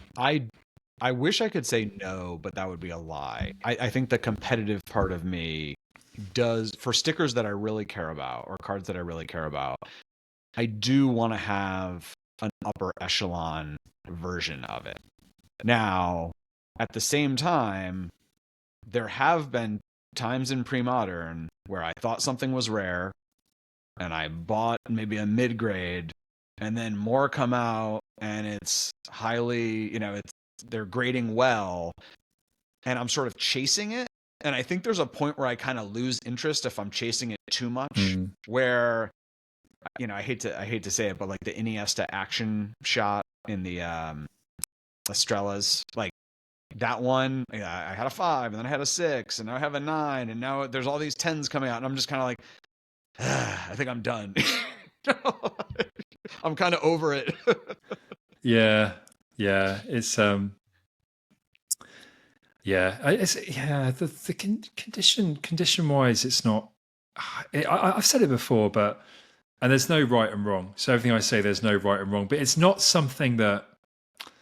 In fact, I often kind of, I have done or I've been tempted to.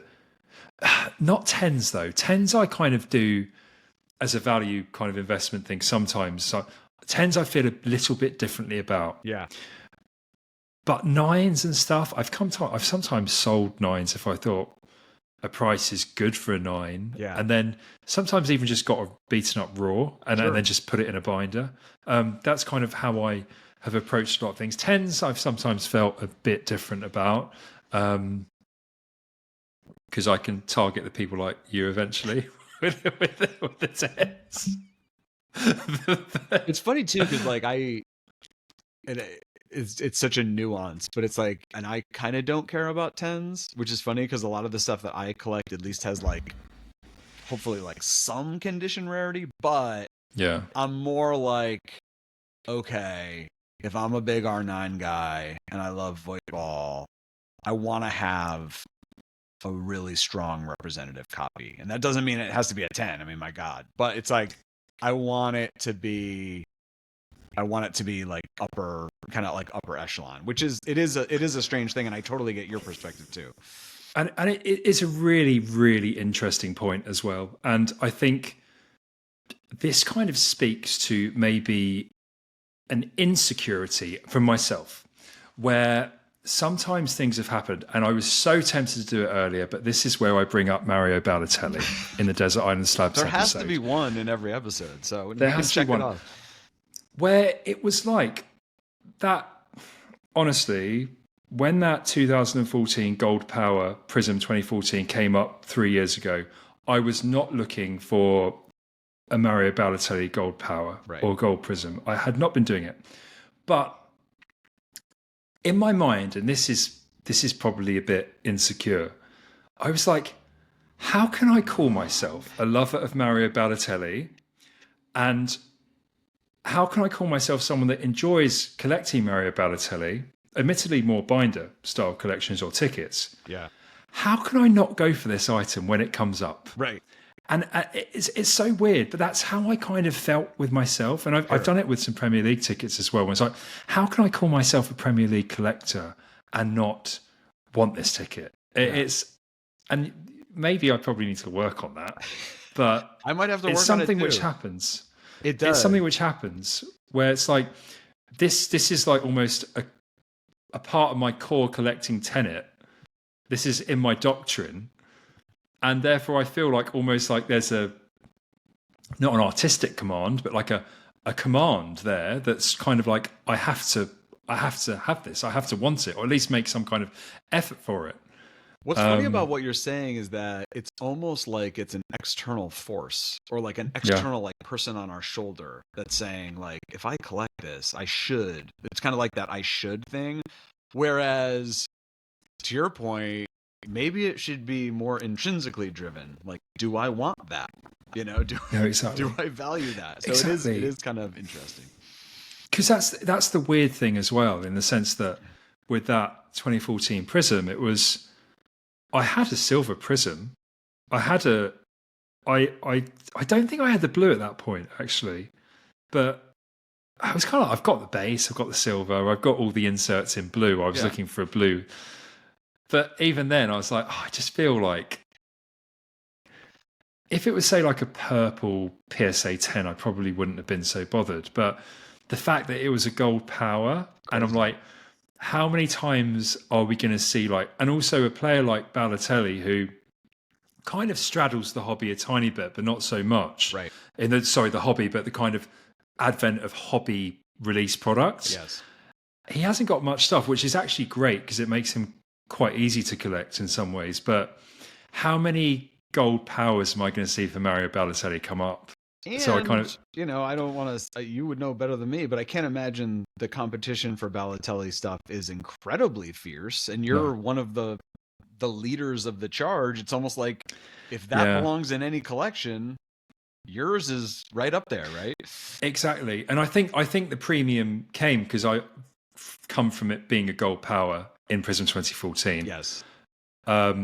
Because I saw absolutely, I don't know if it was Shield, but prices wise, I saw a ridiculous price on a Diego Forlan gold power 2014 the other day, like well into the four figures, which was just mad. Like I just was like, but yeah, so it's almost that command within yourself, or like you say, maybe the devil or angel on your shoulder, whatever you want to say, saying you should really want this, or like you might regret this, not getting this later. Yes. As one day you'll be like, you could have had the Balotelli gold power. You could have sold some of your other stuff you don't care about to consolidate, and you could have actually had the Balotelli gold power. That's right. That's what I ended up doing. And now I'm glad to have it. I think you made a great choice. I hope, it sounds like you feel that way too. No, exactly. I definitely don't regret it. 4 years now down the line, I don't regret it. And I love having it. And but sort of condition wise, I grades and slabs wise, I'm not as kind of going with things. I kind of am happy just to have things sometimes, but everyone's different. And I think that's kind of, whether that's just the collector within someone or whether that's also something, because I don't really engage with the set registry or anything, but there's almost like that gamified component of things, of getting points and things. So maybe, I don't know if that's something you engage with or anything, or... That's less of a motivator. I've sort of like fallen into a few of them. That's kind of interesting. Like I think there is one with Matt's 7 Wonders. I think I have like 4 or 5 of them, so I think I'm in like the top 10 or whatever. But that's not cool. really a primary motivator. It happens to be what I collect, Yeah. No, that's cool. So now we're moving again. So we've done a defender, and now we're going to go on to a midfielder. Yes. From Brazil. And now this one, in the sense that the Roberto Carlos item is great in its own regard, but the portrait rookie is a commonly kind of sought after item within a collector. Yes. Whereas the next item is a little bit, it's something which hasn't been seen very frequently at all and does appear quite rare. Yes. So shall we have a chat about your next item? Yes. So this is the 2001 Panini PSG Ronaldinho. And this is a card that was distributed by the light there. It was distributed by a fast food place in Europe called Quick. I don't know what Quick is. I've never heard of Quick. I know we don't have it in England. Yeah, some people like I chat with guys in Belgium and the Netherlands, and they know what it is. And I'm assuming France as well. But I initially saw a slight variation of this card on Matt Hendler's Instagram. We've been talking about Matt a little bit, and Matt works for PSA. He's an amazing soccer collector, particularly the Brazilians, and has just a phenomenal collection and is a wealth of information. Yeah. And I commented, I was like, what the heck is this? Because with Ronaldinho, it's strange. I've really gravitated towards his PSG stuff. because it's this interesting marriage of it's early, and again, it's French, so it's a little harder to come by, at least has been, because it's PSG and it's League One, but you get some of the traditional sets. So you get a Panini foot. You get a Wizards of the Coast card, which is super cool, and I have one of those. But I really love his like PSG catalog. And when I saw Matt had this one that I had never seen before, I was like, pinging him for information. I was like, what the heck is that? How can I track one of these down? And I did. After that, I kind of put out a call on the Discord, and I said, hey, if anybody ever runs across anything like this, let me know. I'm buying. And somebody did proactively reach out and that's amazing. I know. It's one of those things where it's like, I think for the first couple of years in the hobby, I didn't do much of that. I just sort of scoured eBay on my own or scoured whatever. And then once you start to build some relationships and you're kind of a part of some of these communities, it's like, it's okay to put the information out there. Like, hey, I'm kind of looking for this, and yeah, really, really cool collector Miguel hit me up and gave me a fair price. And I added it to the collection. And I think it's the only, even PSA is struggling with this set because of the weird nature of the distribution and that it came from a fast food restaurant. There's like a hand cut designation, although this isn't hand cut. There's a couple of different variations. They're still trying to figure it out, but this is the only version that's been graded by PSA of this particular card. So again, maybe I need to work on this, but the insecure collector in me enjoys that. So I think Champ referred to his episode as a therapy session, and maybe that's what every episode of Desert Island Slabs will end up being for me and the guest. But so this set, it sounds like there's a bit of a paucity of information in some regards. What do you know about it? Like, was it distributed with like the quick Happy Meal or whatever?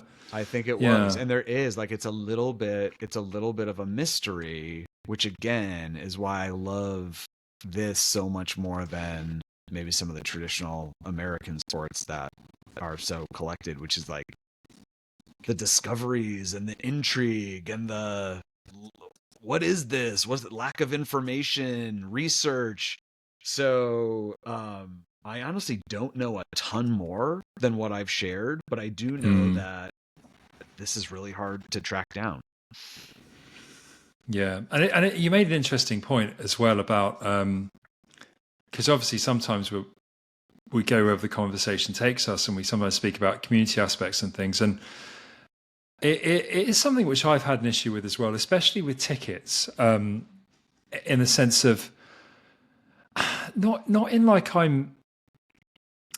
I mean, you almost feel sometimes like you're back at medical school, and sometimes people would hoard past papers and things and not share them with people, which I always thought was really off. But it's almost like I don't want to publicize that I'm looking for a particular ticket sometimes. Yeah. But then you almost have to like wrestle and be like, well, I'm being a bit conceited to think that someone would just say that, I'm looking for something, and therefore they're automatically going to start looking for it. But that is an internal kind of wrestling thing, because obviously sometimes you want to go to a community out and try and find an item.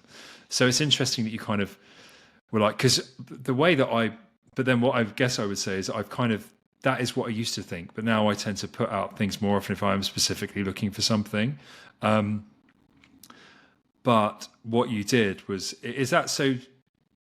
Because before I would always be worried in the sense, I might find one, but more people are going to know about the existence of this card, and it's going to make it really difficult. Or they're going to start actively tracking things. I can only scour so many things at any one time, and then I don't know. I guess sometimes you have to. I don't know. What do you think about that? I think it's always a balance, because I've felt like you previously, and I still sometimes operate like you previously, where if I'm looking for something and I feel like, maybe shining a light on it could impede, my ability to get it, I might not. But this one was like so rare and so crazy, and I didn't know anything about it, that I thought the risk of maybe putting it out there was worth. And again, I think you're right too, where it's like, it's always this calculation where I do think the most fun part of being in this thing is the community. And I think sometimes I'm willing to maybe prioritize the community and connection aspect over the competition sometimes not, but sometimes I am. Yeah. And I think as well, I think what I would say is that maybe it's more of maybe more of a natural evolution of the way that I am.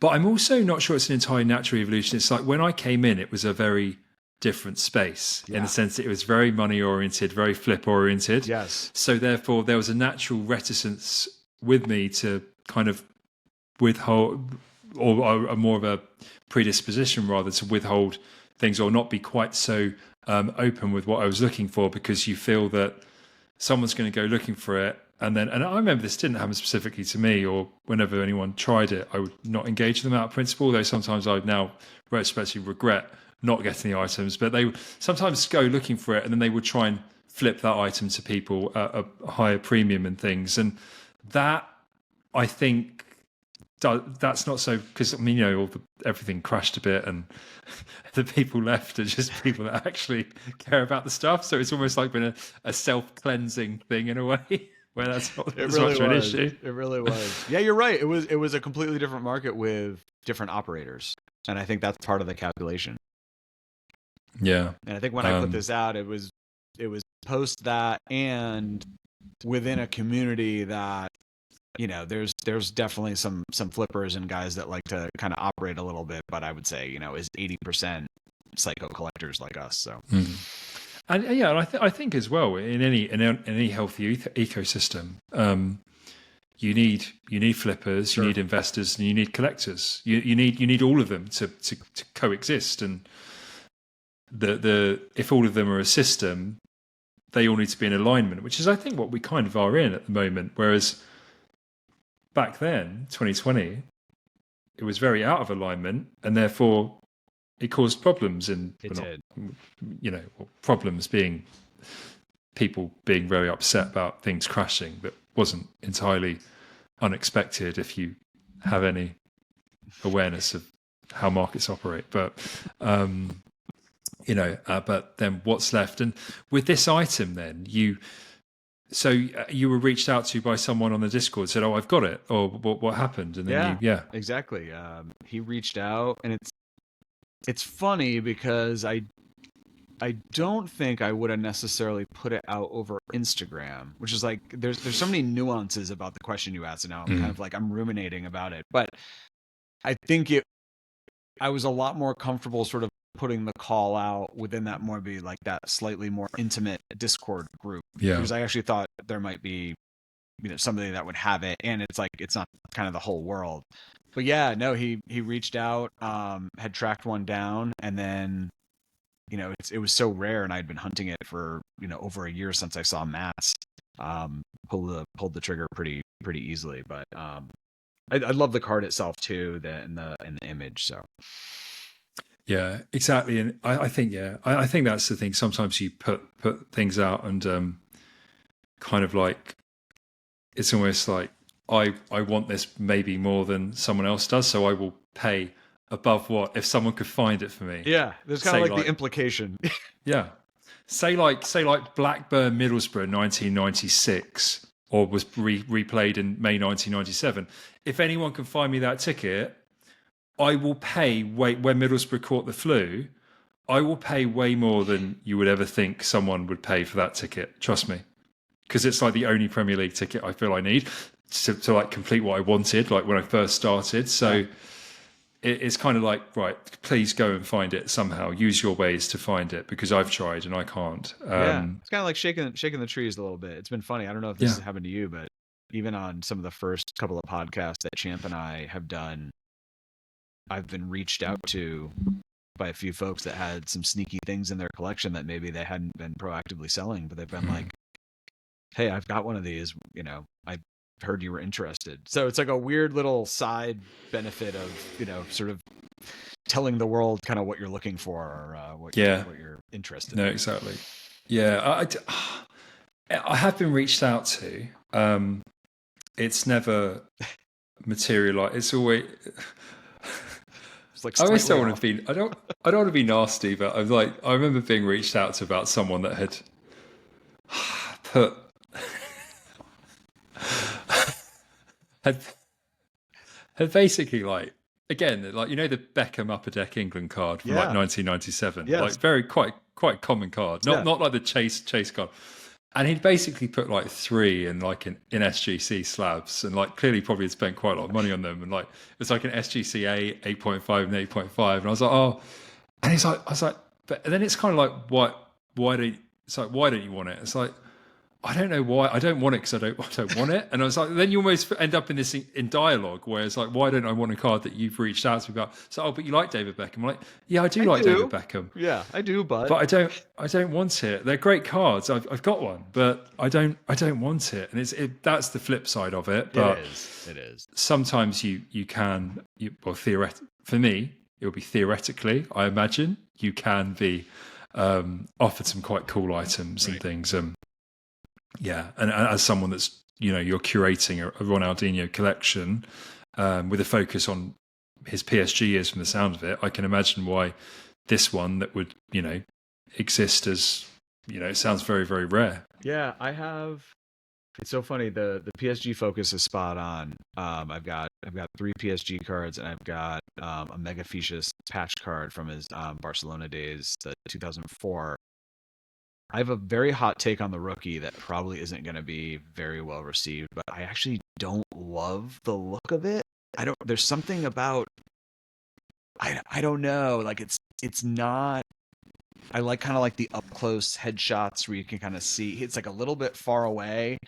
And I do feel like a lot of the copies that I've seen have really, really bad centering. And I'm not saying it's not a great card, and I probably will go after one in the future, but I've been more focused on the PSG stuff, which is very strange, and everyone will disagree with. So, yeah, no, I like the rookie. I would consider it as one of those iconic stickers that I've spoken about. Yeah.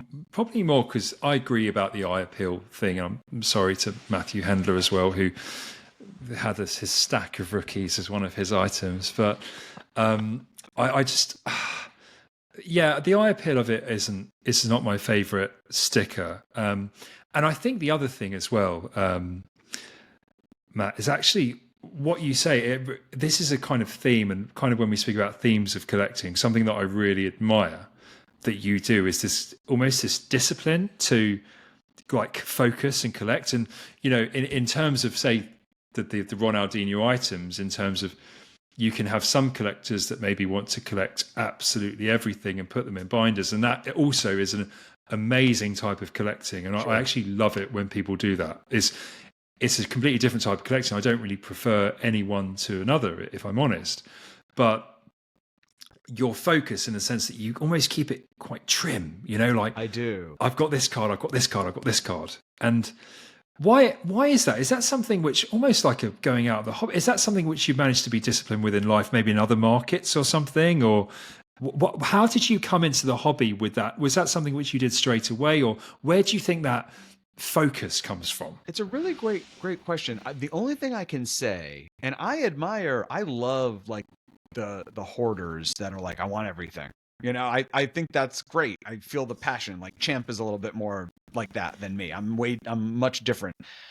The only thing I can say is early on when I got into it and I was sort of buying up a bunch of stuff and sort of spiraling, and my wife is like, why are there packages coming every day at our house? Like, what's going on? And I'm like, don't worry about it. But What you're involved in. Exactly. But I do feel like there was a point where it felt like a little like chaotic or out of control. And I thought, okay, if I care about these items, I only want to have stuff that kind of makes me feel a certain way. And also I do display. So like I almost had this thing where if I don't want to display them, should I really have it? So I do have maybe a slightly different perspective where I kind of try to keep my collection to like between like 30 and 40 slabs. And I also like the idea of there maybe being like a cost of going after a big piece. That means that I have to sacrifice and find a way to at least chip away at the cost of going after a bigger piece with my existing collection. I think it's almost like a game. Yeah, and I think it's kind of like that. I almost it's that kind of parallel I've made. I've used an analogy. I used a Moneyball analogy with Austin.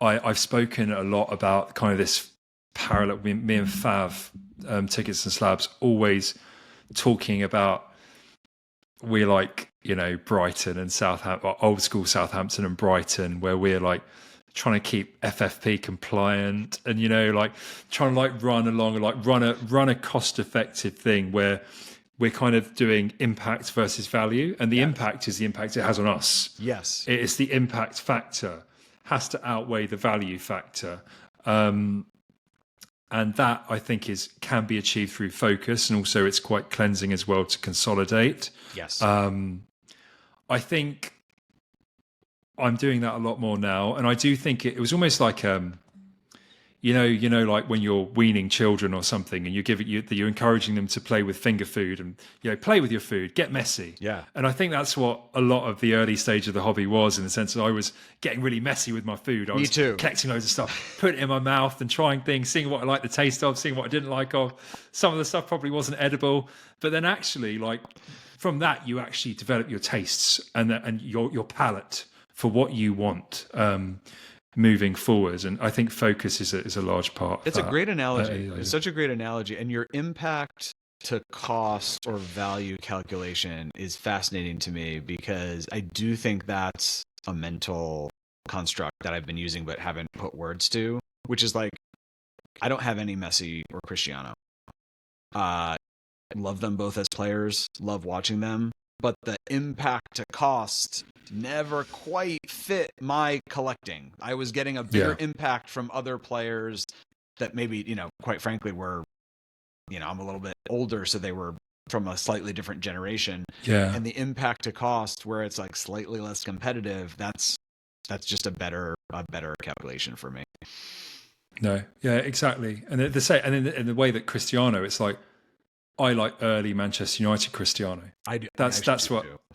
That's how I kind of go, and have kind of, we're going back to what we said earlier about I have to find a home for everything that I want within my collection that isn't making new brackets or new categories. Yes. To me, that's early Manchester United Cristiano, really. That's one. If I was going to dip my toe in, like this is a tangent, but some of the early, like when he's got the long sleeve Man United kit, and there's like the shiny Merlin one, and then some of the top, those are super nostalgic for me. If I ever dip my toe in CR7, it would be that. So yeah, exactly. Or the other thing as well is, which I haven't done at all actually, is kind of pairing with Messi in sets. Yeah. Which is a very unoriginal thing to do, but that's how I would kind of collect Cristiano. Yes. In the sense of like, trying to get some kind of pairing with Messi. But haven't done it, but that's how I would do it. But yeah, that's how I do it. So yeah, focus and things are really interesting, and finding categories, almost like we, pigeonholing things in our own mind with these set of rules and principles that we've made and created, which is kind of what we spoke about earlier. So we're coming to the end. We are. We have one item left, and it's a real power piece, I would say. Yes. So should we have a chat about your final item? Yes. So this is the R9 Panini World Cup 2002, and this is bring it more in the middle, Matt. That's it. That's a bit more there. So kind of right there. Yeah. So this is the autograph set, and I was telling you a little bit before, I don't have any autographs in my collection. This is the only autograph I have in my collection. I liked this card almost outside of the fact that it was an actual R9 auto. So this popped up on Card Hobby. It's the only card I've ever purchased from China or on Card Hobby. And when it popped, I just couldn't stop thinking about it. And it was for a couple of reasons. I do love the player, and we can talk about the player, but just to kind of close out on like the uniqueness of the card. So almost like what I was talking about before on the Merlin set. It's like an early prototype of where cards were going.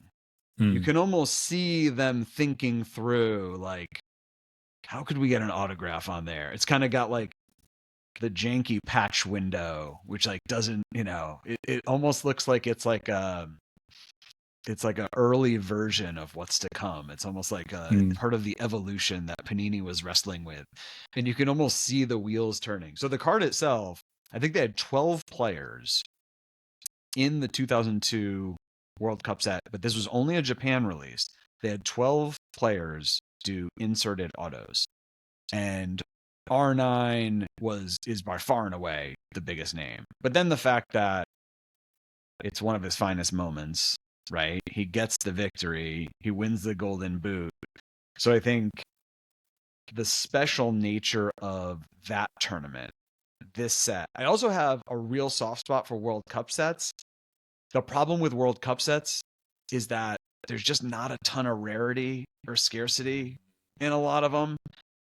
And, you're talking about global distribution with, even condition rarity, like a PSA 10 base card is just, I don't know, it's not checking a lot of boxes. So the fact that this set exists and it is this sort of like early prototype version, and it's one of the greatest strikers of all time in his finest moment, it was like too much for me to handle. And it came at a time where I had sold a few things and I had some dry powder, as they say, to go after a bigger piece.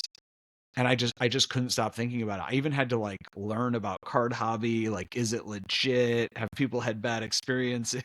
Like doing that kind of research to just, throwing a bunch of money at a random platform based across the world is a little bit of a interesting experience. But it all checked out. I have to say the buying experience was amazing and seamless, and the communication was great.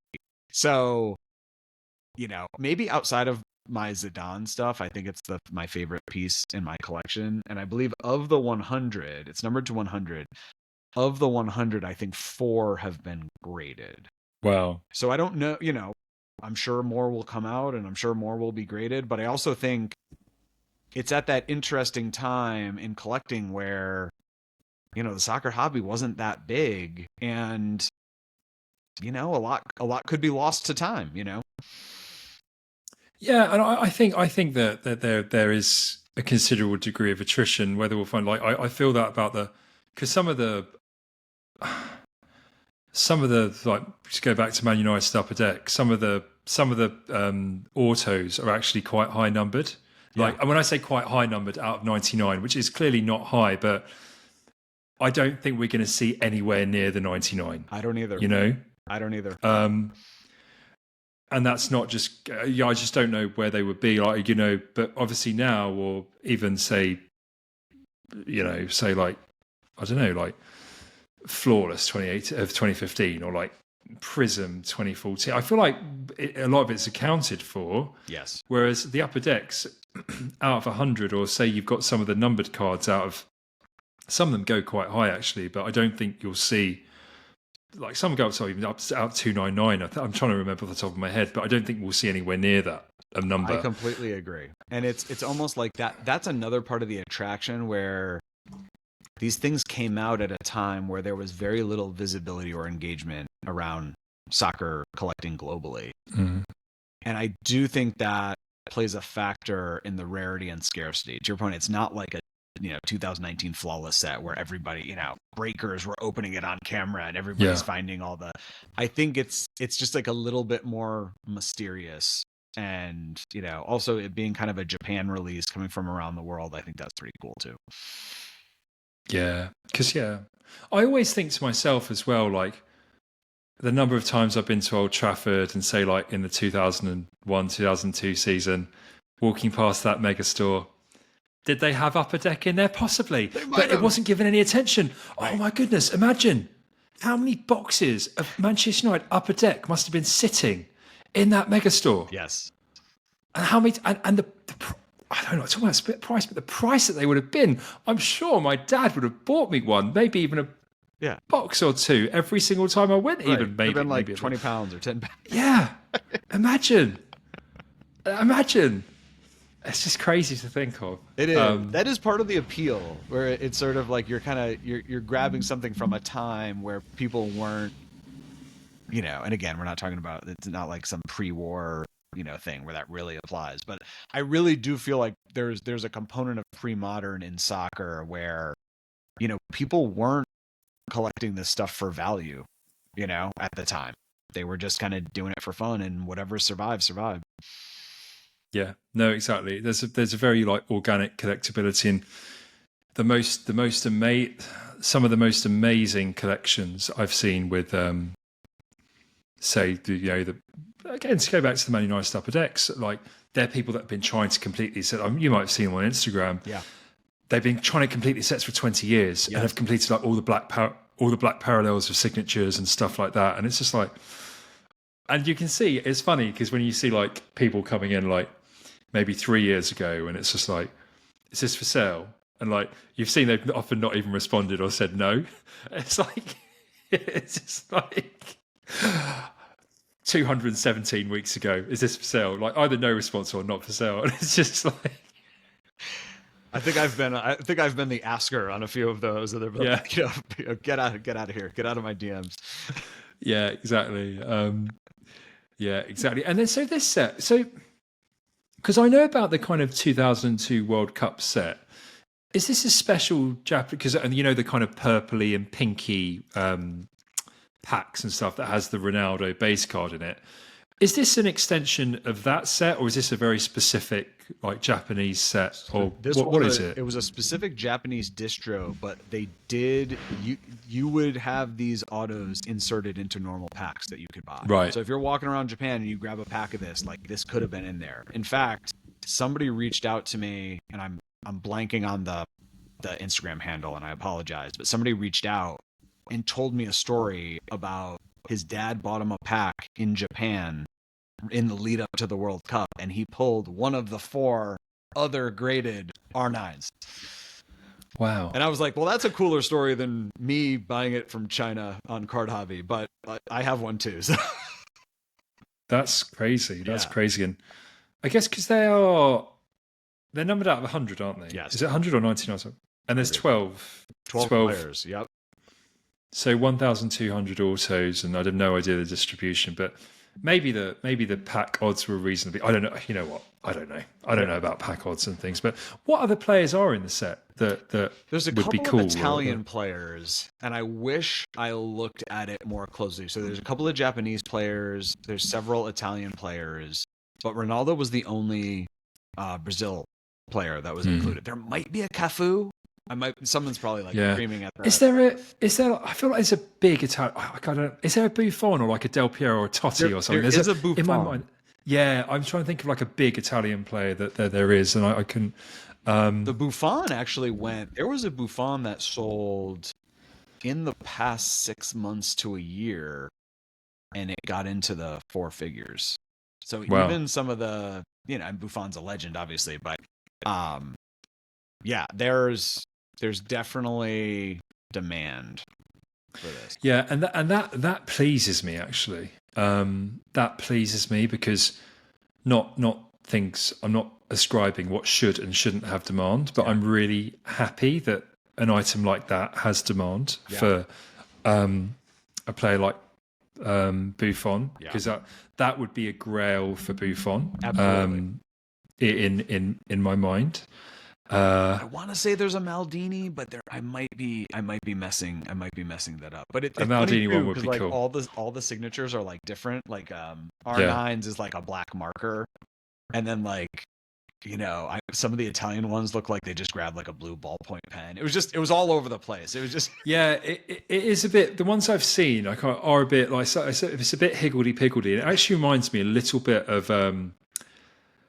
Like the Sport Kings, like cut signatures that they do. That's exactly it reminds me a lot of those ones. Spot on.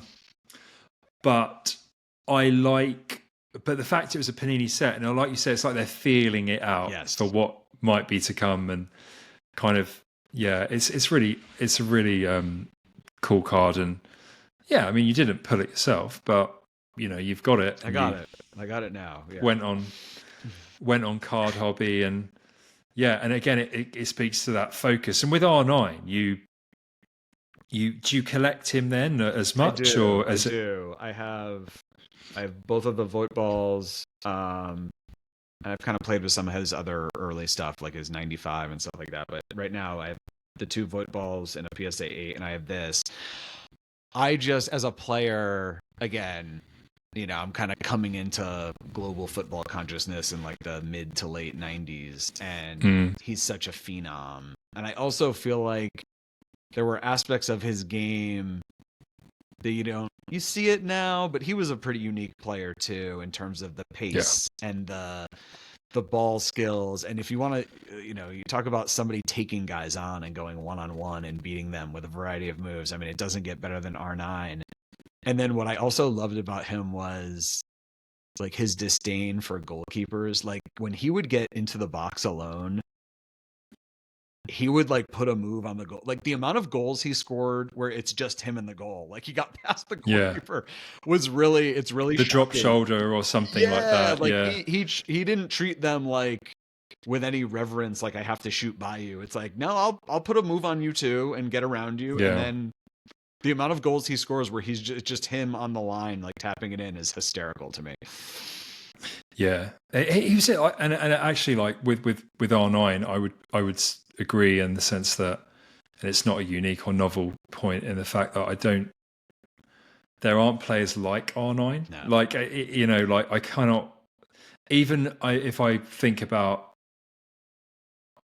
all the best Premier League strikers, I like Thierry, Luis Suarez. I think are the 2 best in my opinion. They're still very different players. Like I'm not even going to get into who's better, but the power of R9, the pace of R9, just like because he was so. It's weird with him because he was very, very skillful, but there was almost there was like a ruggedness to his play. Absolutely. I don't know what I don't. It's like it was a bit like rugged sometimes. It was very. That's such a great way to put it. It was very confrontational. He was like, I'm going at you, and you're not gonna like it. It was almost like a more marked version of Rooney. It's almost like the kid in the playground that, like Rooney was the kid in the playground that was skilled but was like a lot bigger and could bully people. But Rooney happened to do it as a 16-year-old established Premier League defenders. But R9 was like the kid in the playground that was just like better than everyone else. Yes. And he would, he was just better. Yes. And he would just make defenders' lives a misery. And he was just, but there was that ruggedness as well. And just some of the power that he used to generate with some of his shots and just the weird kind of step over things and just his goals. And amazing. The pace and power was insane. And then you would just hear about these legendary defenders. Like when you hear about like Maldini and Cannavaro, and they say things like the only player I've ever been afraid of is R9. And then you also talk about like kudos from players that played alongside him on the Madrid teams, even like later in his career, like that Barcelona season he had. But it was funny. It was like, I remember in the Beckham documentary, he talked about like some of the first trainings and just being like, I saw the Brazilian Ronaldo and I was like, I am in a little bit of a different world here, So I just think the reverence that his contemporaries and peers had for him, even opposing coaches, is just like across the board, just exactly. Absolutely, and when you hear people like, Paolo Maldini, and he doesn't need to be theatrical. Nope. When he's saying like stuff like that, you kind of have to be like, if Paolo Maldini is having sleepless nights about dealing with a player, it's kind of like, like, how are we going to stop him? It's like, well, I don't know how we're going to stop him. Yeah. And it's kind of what you hear about like peak Messi and things, especially like when you kind of have players. It's like, well, okay, we can put 3 men on him, but what's the point really? We don't, we can try and the only way is to try and starve the supply line, but then you've got Xavi and Iniesta trying to supplying him. So how are you going to stop them? Yeah.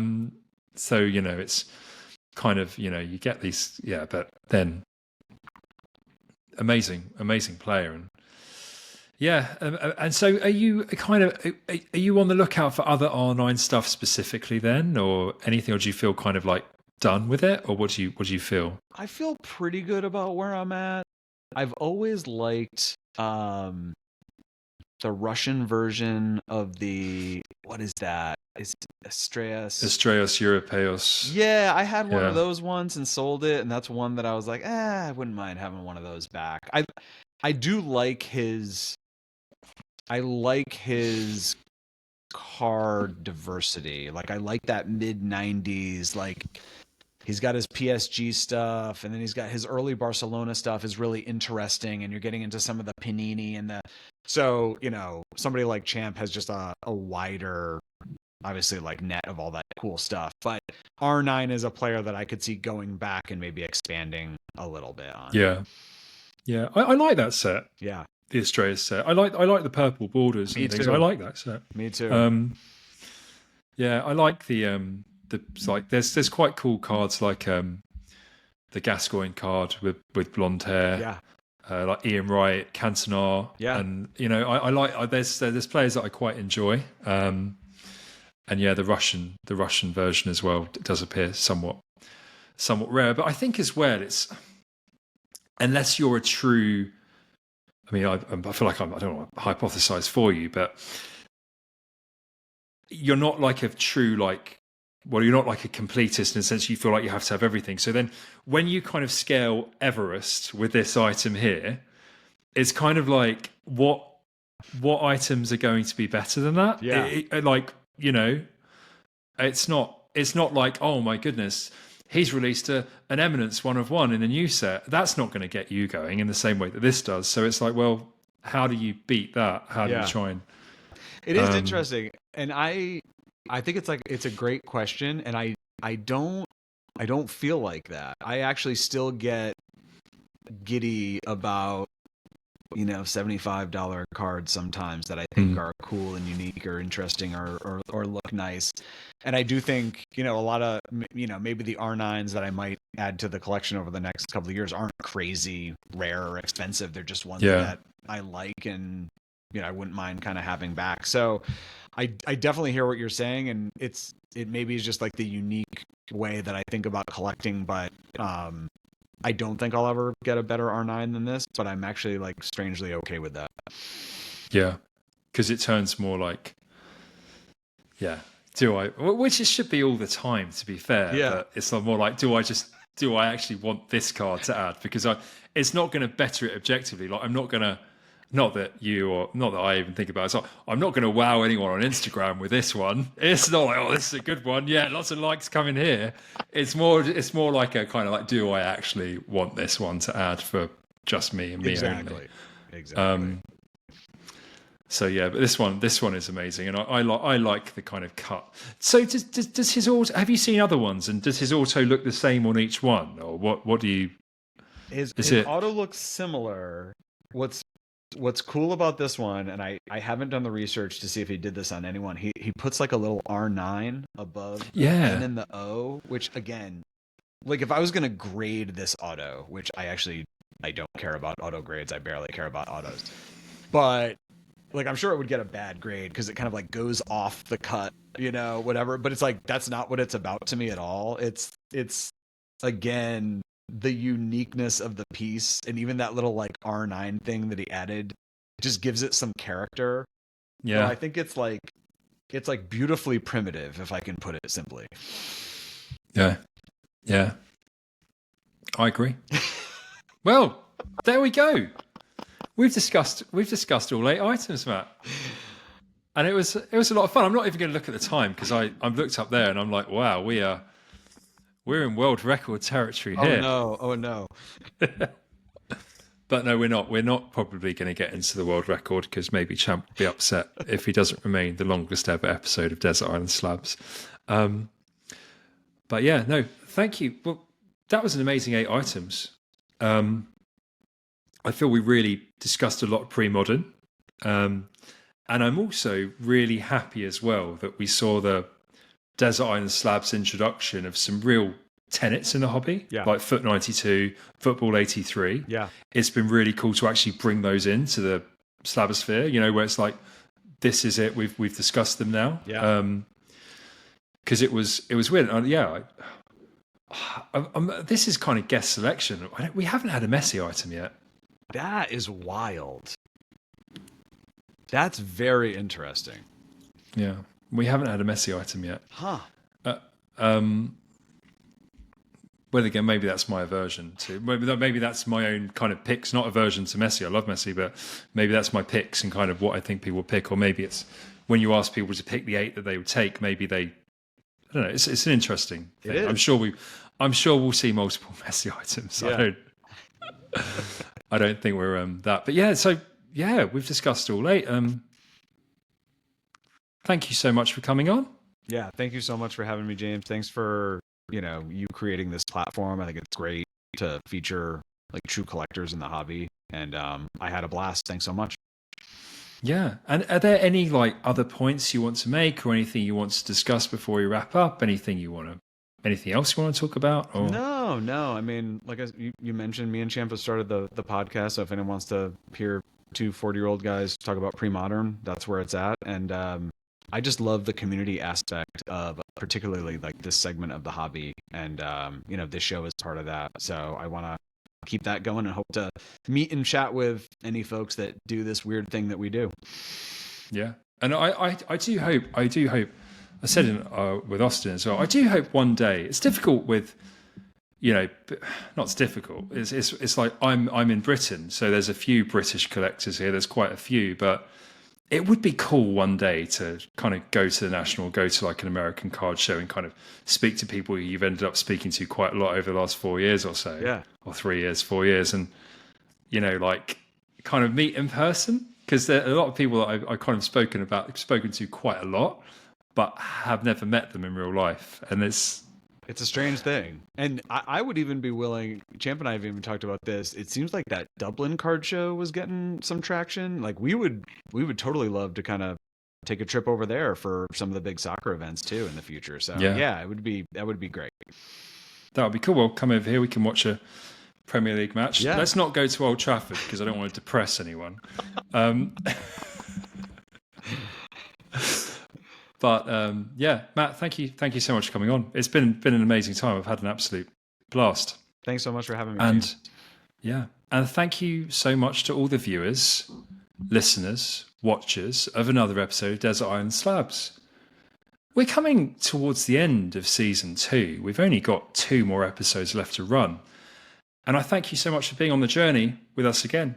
If you are able to like and subscribe, like the video, subscribe to the channel, that would be great. But as I've said before, if you are 2 hours, 27 minutes in, you probably are already subscribed to the channel, I imagine. And if not, please just do that. But thank you so much to you. Thank you so much, Matt. Been an amazing guest. And we'll see you again soon on Desert Island Slabs. But for now, it's goodbye from me and goodbye from Matt.